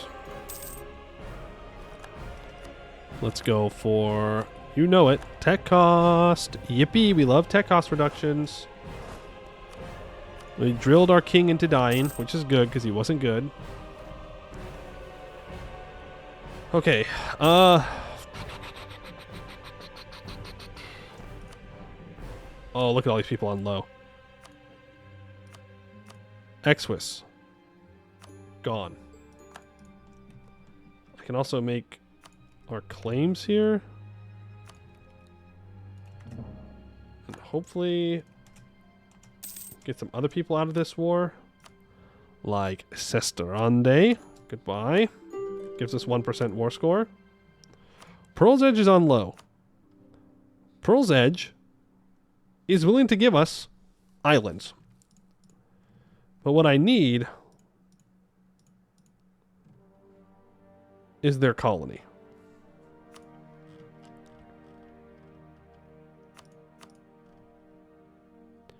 Oh boy. No, no, no, no, no, no, no, no. I don't want stuff from the mainland. I just want the island. Yeah? Yeah. That's what I want. I don't care about their stuff over here. Right? Surely? Where is that mission? Where is that mission? Okay, so I need 5 provinces owned by me or a subject in the dry coast. And I need a subject country that is in the Colonial Lai Peninsula area that owns 10 provinces. Is this 10 provinces? 1, 2, 3, 4, 5, 6, 7, 8, 9. Yeah, we love 9 provinces. Okay, so we have to take 1. You take 1 province not on the island. Because, of course we do. He says no to this also, by the way.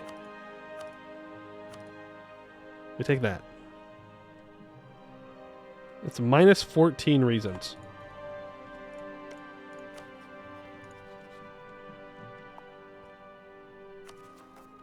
I changed my mind about dealing with these rebels. To the South Pearls we go. We're not really in a rush to get out of this war. Not that I want to be in it, but it's not a huge deal. I would rather get what we need. Let's go back to improving with our subjects and building a spy network on this guy. Ooh. We could take admin tech. Where to colonize now?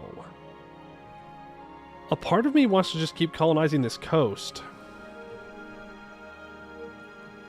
Another part of me wants to... Well, I was going to say grab this, but... it's going to be a little difficult to do that, considering it's already owned. So, yeah. We could keep grabbing the coast. We could try and grab the rest of this island here.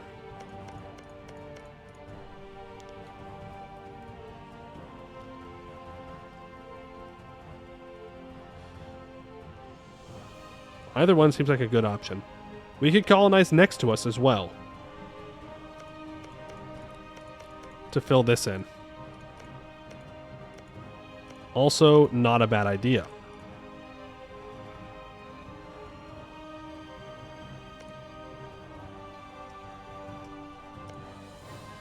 Yeah, let's do that. Let's just colonize next to us. I do need another explorer. You land here. Okay, they have more troops around here than I thought they did. This Pearl's Edge has 5,000 troops here. Their subject has 8,000. They're caught up on tech, right? Yep. Let's scorch this.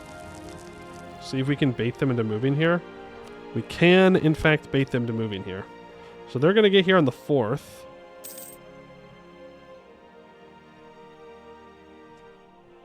We can get there super early. When do they lock in?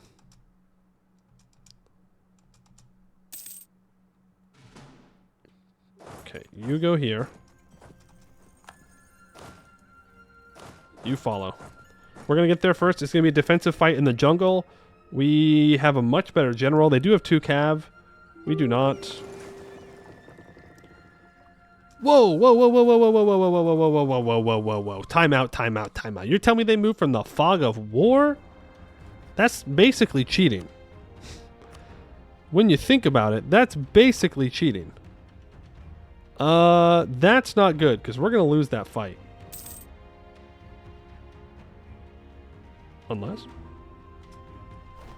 Unless we're just absolutely cracked and we win? Okay. Lizards are built different, I guess. El Bozos. Just absolutely built different. You go blockade that capital. Let them cheat. It changes nothing. That's right.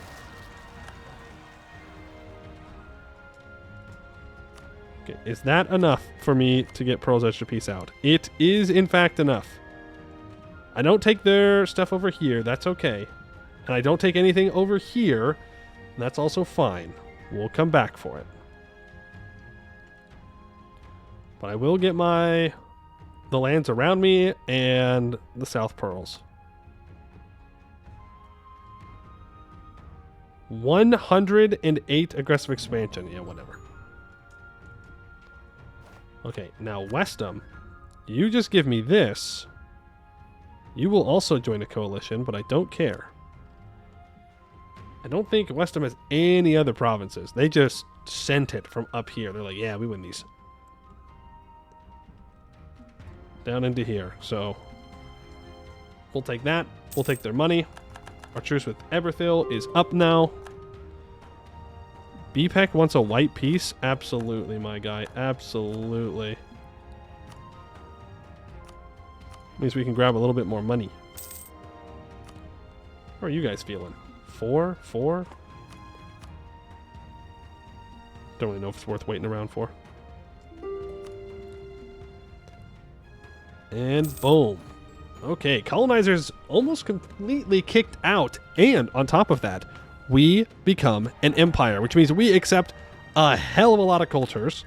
But most importantly, we accept a bunch of cultures that we have in our territory, which is great. And I put the monarchists in charge with a rather mid guy, and he rules till he dies. So we're going to drill him. Because I don't need mill points. I need the other ones. That does complete a mission, though. The islands of the little folk. In the Pikekali, the Adenosi, and the Samimofo areas, all together we have 50 development. We have an accepted halfling culture and native trading policy. Those areas are these islands here, this island here, and this state here. Right? No, it's actually not this one. It's this one. But all in all, we got the point across. And we can complete it.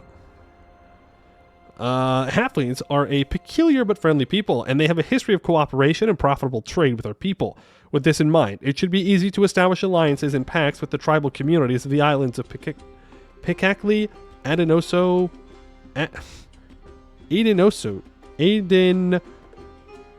Adenonasi, and Samimofo. These areas are known hotspots of cloves production, so securing their control will grant us access to an almost unlimited source of wealth. Up to 7 provinces that do not have cloves will start producing cloves. Any province that already had cloves receives 2 base production. We receive 2 base production in all of those areas, and we gain a claim on the Ibapkali area. Sure, dog. We might want to wait till we start coring, though. Well, it's not that bad. Poe, that's me. And you're saying my name. Did I do something wrong? Look at all the money. Look at all the money.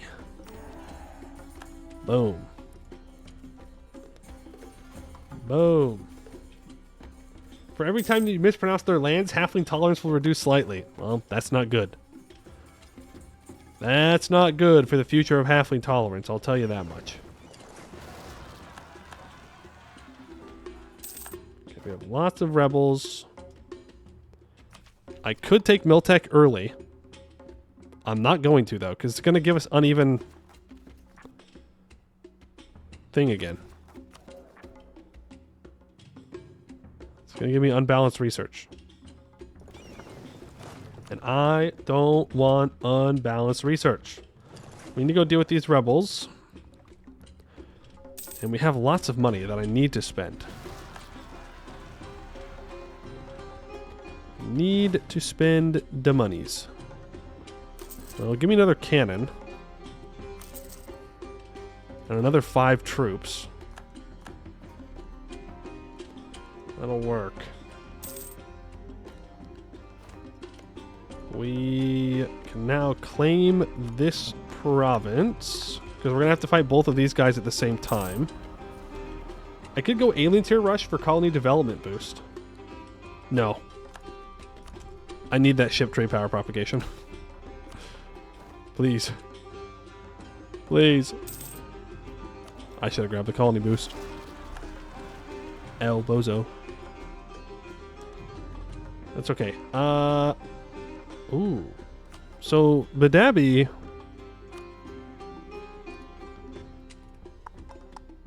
So I need to grab 1, 2, 3, 4 more centers of trade, so that way I can get total control over this node. Of course, that's going to cost a lot of admin points. These are not, you know, low development provinces. We also have this, which is going to be kind of a pain to get to. But really just grabbing 2 would fix it. But again, this is going to be a pain to get to. The ones on the east side are rough because we have to travel all the way around to access it by boat. And you're guaranteed by Bois. Tekinchi. You are allied to... Oh, they're both allied to white guy. Oh, okay. I'm going to have to fight the whole peninsula.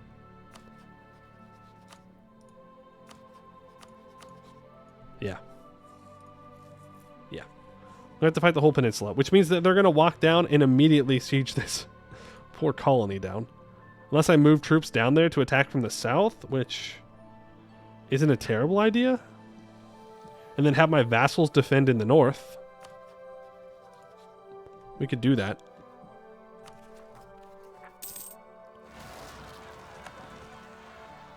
We could do that. Let's move our guys into position here. 11,000 troops in the north. Can deal with those rebels. They're taking more damage than they did when we were attacking into the jungle against Pearl's Edge. Let's grab that morale of armies, actually. Morale of armies will come in handy. I have 1,000 ducats. I need to spend them.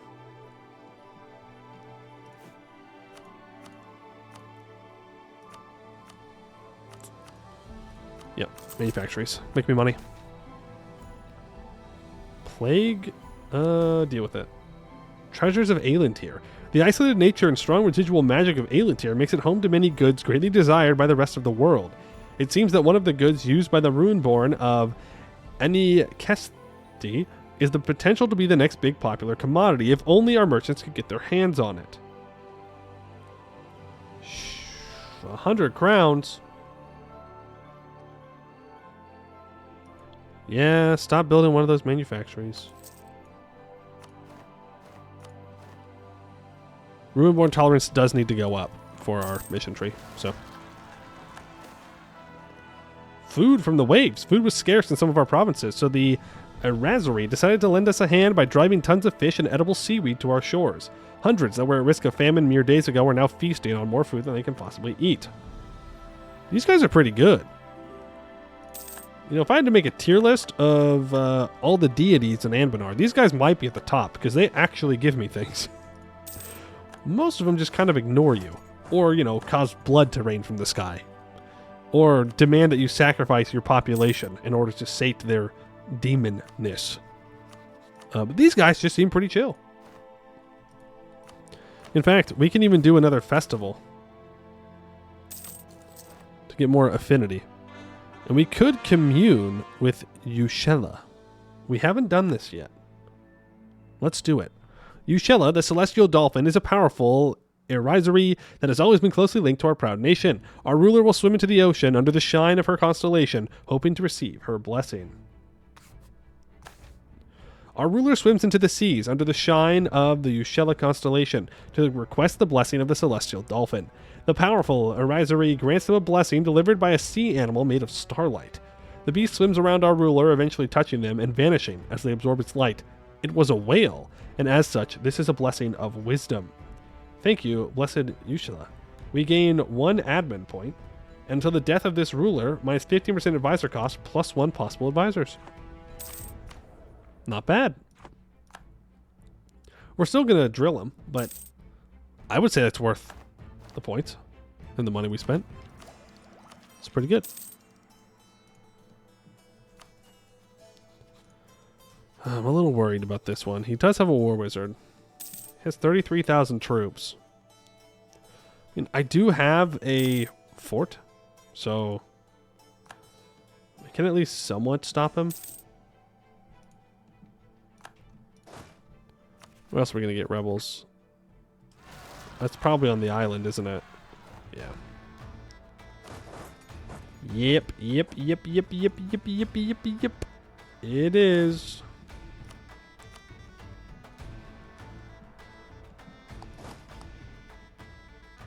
I don't want to go over my force summit anymore, but I do need to go deal with these rebels. So, move these 12,000 over. Oh, the joys of having islands. Oh, the joys. And you move down south as far as you can. We'll transport you to south of Badabi.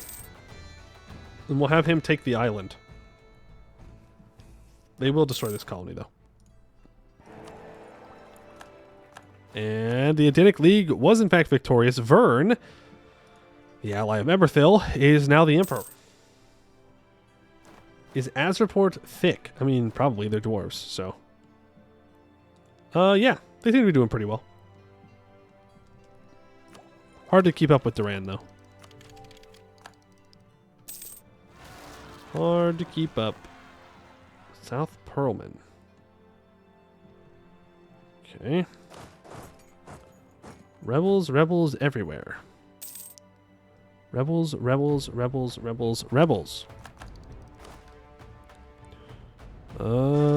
Need another general. Who wants to be a general? Why are my generals so cheap? The Igatara makes them 25% cheaper. Oh, we have 100% professionalism, which makes it cheaper. Naga, minus 2.5% all power cost. Kazrik Wavebreaker, another 2.5% all power cost. And we have a little bit of Inno, minus 1%. Okay, fair enough. Fair enough, I suppose. I didn't realize we had gotten to... Ooh, nice 4 siege. I didn't realize that we had gotten to 100% professionalism.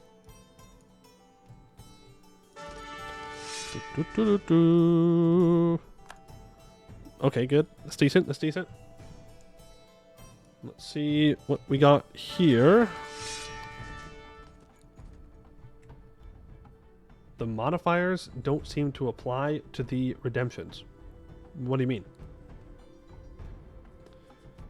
I've never seen a Giga Chad deity elsewhere in Anbennar just pop a grand shipyard into existence overnight. That's true. That's true. Most of them do not do that.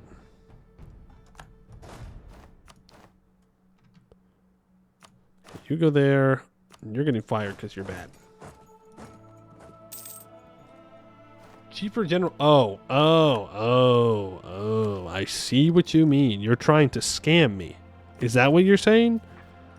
Is that you think you've earned cheaper generals because I have worked hard to make my generals cheaper? Interesting. Your shit, not really. You've got pips. You didn't get fired. You get 3 shock, 4 maneuver. I mean, you know, you won't go down in the annals of history as the greatest general ever, but you know, you get the job done at least. I'd put you on a stack of troops. Why not? No, I don't need to develop that province. That one I do.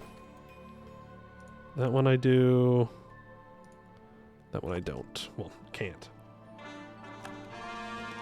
Okay, there's all those cores. I need to colonize, or I need to, not colonize. Core those. Oh, no I don't. Khugras Lai Peninsula. We have a colonial nation, folks. We We have a colonial nation. And it does have gold. So we will be getting some gold shipments. Which is good. Do need to deal with these rebels, though. Now, these will automatically transfer over, I believe, when we unsiege them. If I recall correctly. Ah. Yeah, not a big fan of that. We gotta... Oh, we have to do... Elephant shifter? What? Minus 10% construction cost, plus 20% average monarch lifespan. Start AI ruler with elephant shifters. They start one-sided wars, send gifts more often, be more likely to join an alliance, and they spend more on buildings. You tell me this dude can turn into an elephant? Well, guys, I know where we can get some ivory. I figured it out.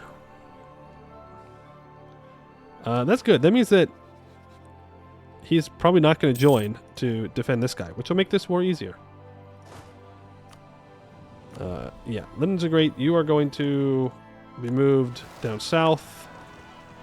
You now have Kunolo separatists up here. Deal with them. We really need to be getting through our tolerance ideas if that's what we want to do, because right now we're getting lots of rebels. Our money is looking good, though.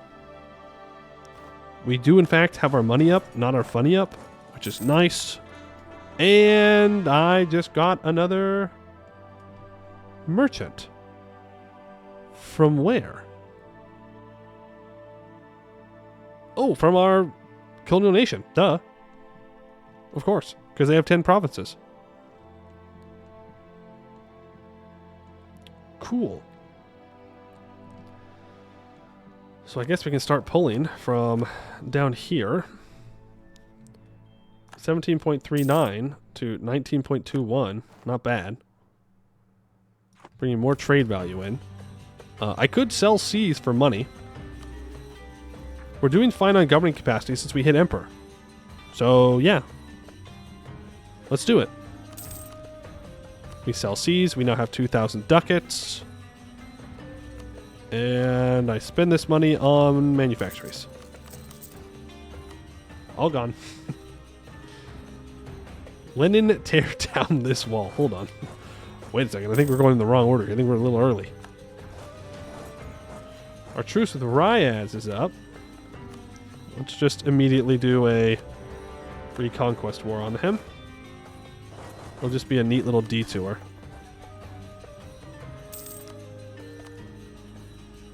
Disable embargo rivals. No, I meant for you to do whatever you want. Remember when I said I was going to annex this guy? I remember. We're almost not ahead of time on Miltech, so we can take it. You need to move down into position to get ready for the war against the guys in the south. We need to do more military development. You just click there. Make sure we're not having to... We're not sitting there wasting it. New World Missions has expired.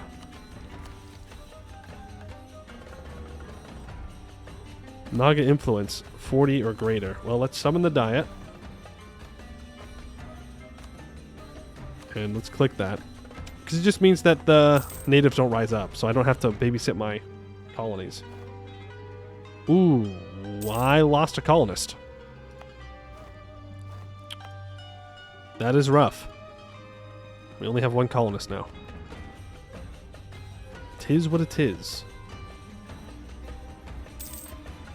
Man, I really put the full faith in my vassals, didn't I? I just walked away. I was like, yeah, it'll be fine. This needs to go to Zolber. This one can go to Karak. And we will just full annex here. No reason not to. It will be them dealt with and off the map. Right, I can upgrade my cavalry. And we have Hippo Cav, so that's pretty cool. Ajara Agirs. With the advent of gunpowder introduced through Kenorian contacts, the Lizardfolk began arming all corners of their military with gunpowder, including Ajaras. Now, Great Maw riders were armed with both a melee weapon and a pistol. The latter was used during a charge, riders firing at point-blank range and then immediately falling in with their sword. Used properly, Agirs, whatever it is, were an effective force in battle. Not that we use them, because our cavalry is even more expensive than usual. Hippo Dragoons. A terrifying thought, I'm sure. Ew. Delete the galley. Do not want the galley. What? Huh? But Abby will still join? Well, that's dumb. That's kind of rude. Why are you still joining?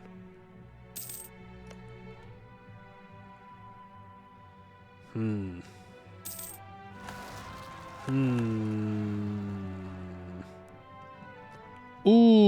Hey, you guys remember those Marines that we had? I hope you guys liked the Marines that we had. But I hope you didn't like them too much. Ugh. Fun while it lasted, Marines. Fun while it lasted. They just got. Do I have half-price Diplo rep? I do. Put that guy in charge. Get him in there. Mission fulfilled. Control Bashidi trade. Finally, dude. We're 52%. We're not monstrous. We have 50% control of this trade node and 30 light ships. The Bashidi hold a great resentment towards lizard kind, the legacy of the cruelty with which the Karaskis Empire treated their people.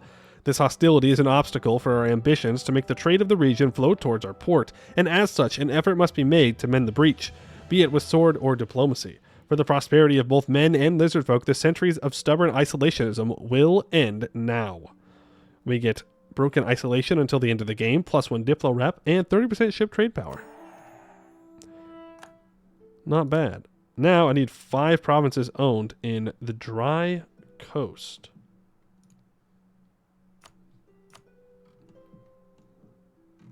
Ah, damn it, dude. We have to go after Resinkhand. That's crazy to me. But okay. And I need provinces over here. Okay. So much colonization, and yet so much land around us we could take. Just saying. Marines never die. Well, except for those ones. Busalar has decided to join. Independent supported. He's a personal union under Wex. Gross. All the homies hate Wex. All of this is going to be transferred over to Zerat. First of all, return all your cores. That's a good peace deal. Take max money. They will cease to exist. And bada bing, bada boom. That is pretty dang good. Tough colonial missions? It is. It is tough colonial missions. Also considering that the colonial trade does not come back to our home node. Every day, missions ask me to go colonize, and yet I don't get the trade. What's the point, dog? What is the actual point? Please.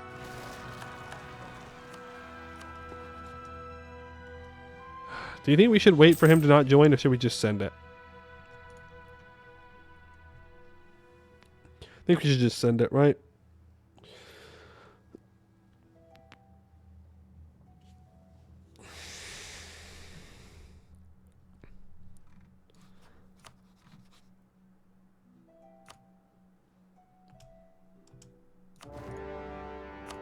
Frick it, we ball. You know how it goes. Did I send my Navy away when I need the Navy to go and land somewhere?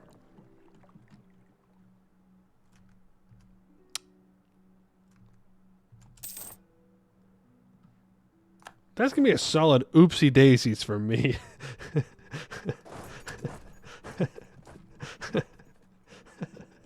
Oh no. Oopsies. Those troops might not make it home. My bad. My bad.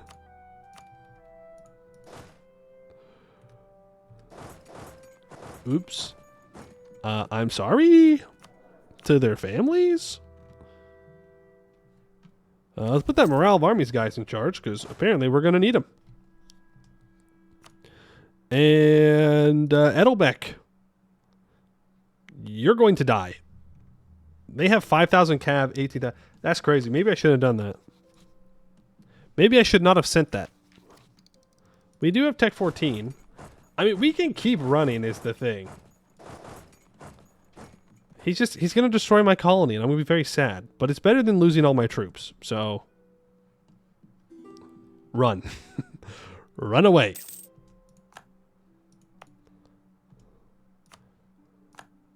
Oh, he wants me so bad. Oh, he wants me so bad. He is so desperate.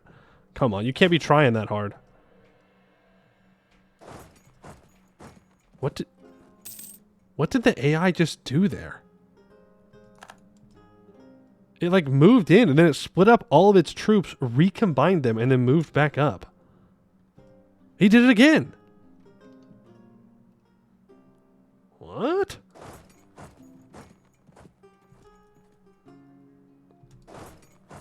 That's whack. That's whack. Not gonna lie. I don't know why he's doing that. Oh, he's running. Oh, he is running, bro. He is scared of me. He is scared. Igor, thank you for the follow. Appreciate it. Trying to break province locking? No, because like he's splitting his stacks up. I don't know. He's weird. I haven't seen that one before. Do I need to send you anywhere? No, I have troops everywhere, man. I need more ships. Okay, we're gonna get our colony back. Run! No! The greed! The greed! They have 110 discipline. Man, it must be nice not being forced to take colonial ideas, huh? It must be super sweet not to be forced to take colonial ideas. That's crazy. Must be super nice. Must be super, super, super nice. Offensive quality. How about you go take a long walk off a short pier? That's crazy. Offensive quality.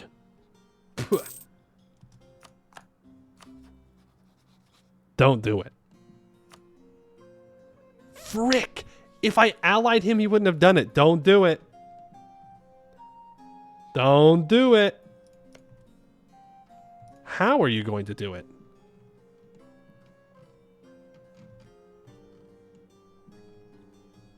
He's attacking South Pearls. You can attack South Pearls. I don't know why I thought South Pearls was mine. I don't know why I was like, no. Please, don't attack Pearls. This is his colony.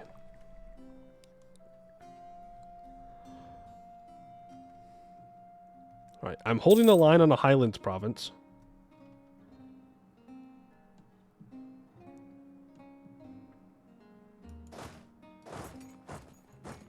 Bring my troops back. No, ain't that something?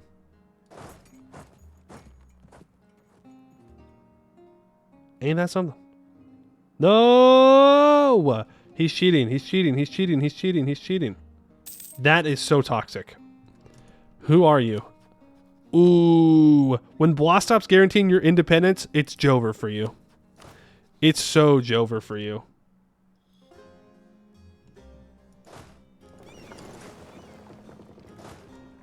I don't have enough boats.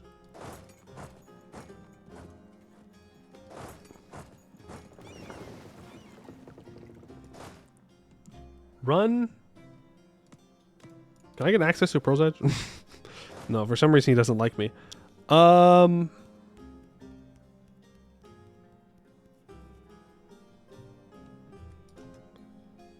on. Bait him down.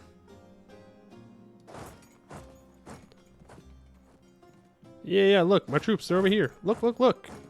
Come and get me, bozo. Oh, he's committed this time. He is committed this time. I don't know if all the troops are going to be making it home. But what I do know is my vassals have free reign to siege down whatever they want. Because now I'm blocking them from moving back up.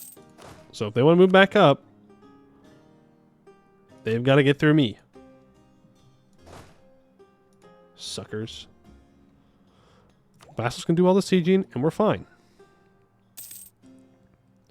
Don't know what exactly I'm going to take in this war, but probably a lot, if I had to guess. I want this, and I want this. And I want to connect those two things. And then I want this.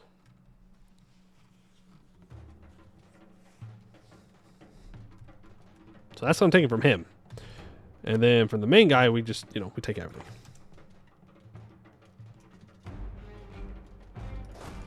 I don't know where his troops are. I'm assuming they're still following me. No! You son of a bitch. Give me military access. I cannot believe you did that. I cannot believe you did that. I cannot believe that you just cut me off like that. This AI almost just costed me lives. Where are they? Where are you? I'm so scared. I don't know where his troops are. Where is bro going? Okay, split off half. Where is he? Where is he hiding? Keep moving. Is he just like chilling out somewhere in the fog of war? Like sitting here? Splitting troops around? Like what's going on? Because I do need to bring my boats back over so we can cross. Okay, now I think my vassals might be throwing. Okay, whoever we can grab, bring them back over. Don't do it, it's a trap. Oh, he deleted all his troops. Okay. Yeah, okay, sure. Here I was fearing for my life. Actually, he didn't have anything. He just didn't have anything. All right.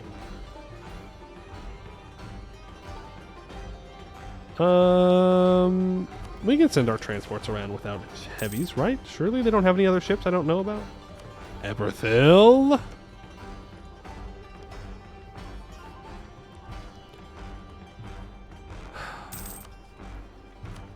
Like, the crazy part is that Pearl's Edge does not deserve these colonies. Brozo lost all his troops to the emus. True. He lost the emu wars out there. That's why they were splitting up. They were trying to move in smaller groups to prevent everyone from getting killed by the emus, but they failed. I have to develop printing press. Bro, every day I go, I must develop now. We must develop now. You go help with the siege, actually. You can split up to occupy the regular provinces.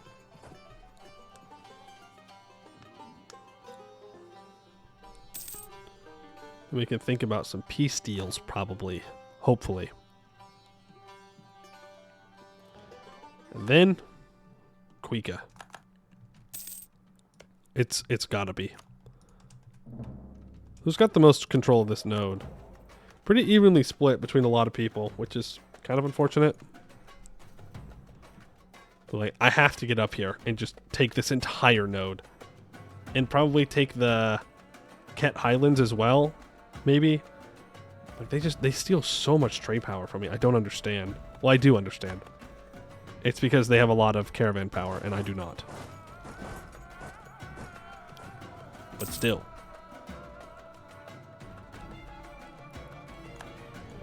Rip Bozo's ships. Did the AI not occupy this province? Why? Why did you not occupy the province right next to you? You fools! Be useful, please. We have some caravan power. True. We have some. Clearly, not enough.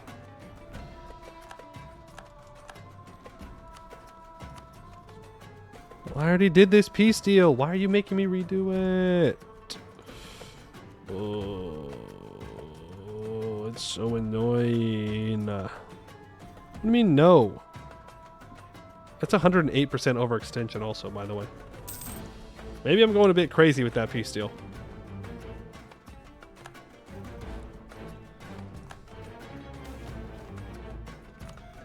Maybe I shouldn't go so crazy on it.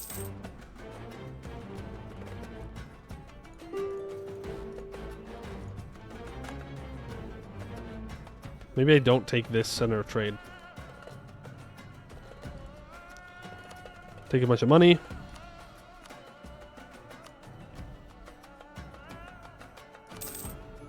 Cool.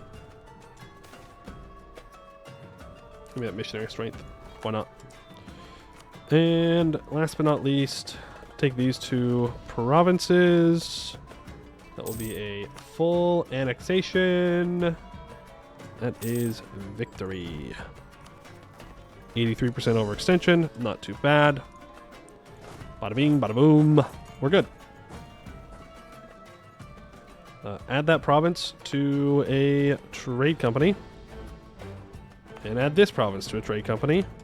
That should hopefully give me another merchant. I need to resend my colonist down here. Is that really not another merchant? Hello?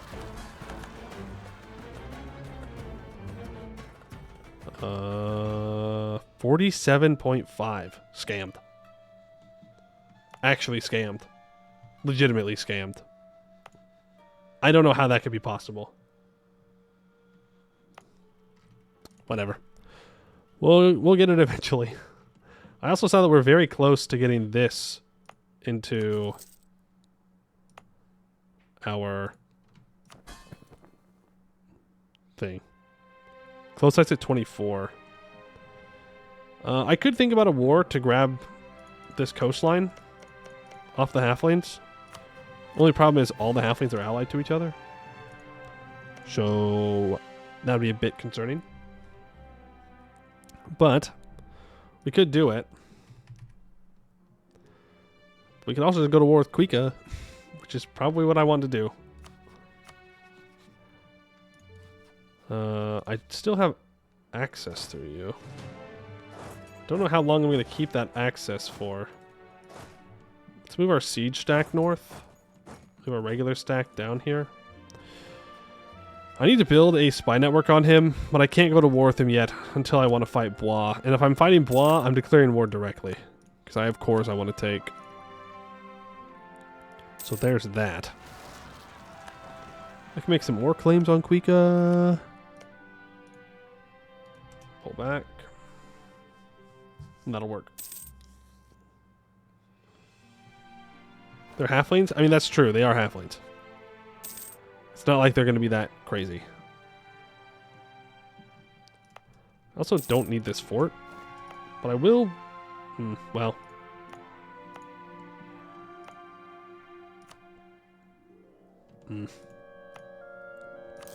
Let's just upgrade these first. More important to me. To upgrade my actual defenses.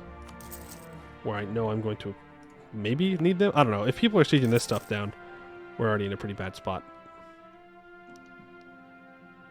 And then I want to go to my march.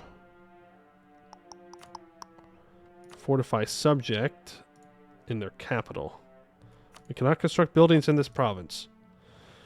Of course we can't, because they really, really, really need... Actually, these are all pretty decent buildings. I can't complain.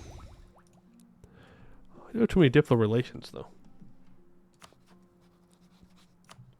Oh, look at that. Eberthil's back for more. They really want to keep going. Well, I think it's time for another adventure on beating up Eberthil. And taking all the stuff they've colonized. We do have lots of cloves. Too bad we get nothing from it.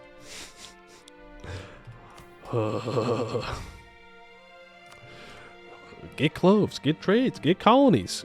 You can't bring any of that trade value back, but don't worry about it. Someone else will get it. It'll be fine. It'll be fine. All right, but that's where we're going to end it for today, I think. We'll grab this. Fill in the borders. But yeah, I think Khugra War, Eberthil War. Probably need to do another Pearl's Edge War. We do need to do this Bois War at some time. We do. He's going to lose some of these cores, maybe. No, looks like most of them are just fine. Maybe a couple. Think I should open up the TCG shop and open a pack. just one. We just need one. Just one. Just like a daily hit, you know. It's like just one. It's like not even that bad. I don't have a problem. You have a problem. No. Not today. Not today. Tomorrow. What do we want to do tomorrow? Do we want to do another day of card shop? Do we want to just continue with this run and keep going? What are we thinking? What do the people want? What do the people say?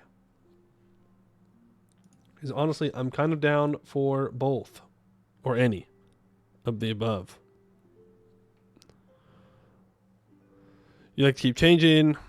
The Lizard Wizard. You're our fearless leader. Yeah, but I like to make you guys think that you have a say, you know? It's like, you don't. At the end of the day, I'll just do whatever I want. But, like, it's nice to let you feel involved. Bum,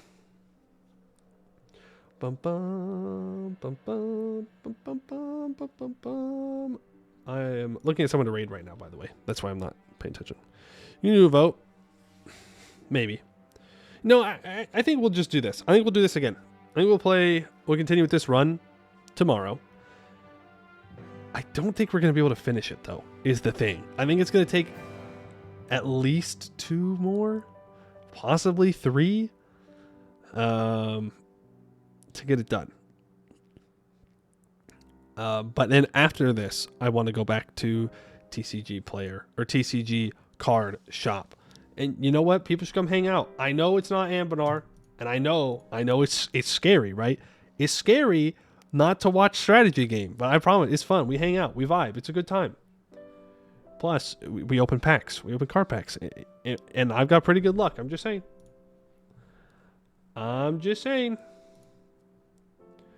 right, let's see if there is anyone out there. Is there map painting? Yes. We paint the binders full of new cards. That's kind of like map painting when you think about it. Let's see here. Nobody out there playing Anbennar right now. Oh, Simus is still live.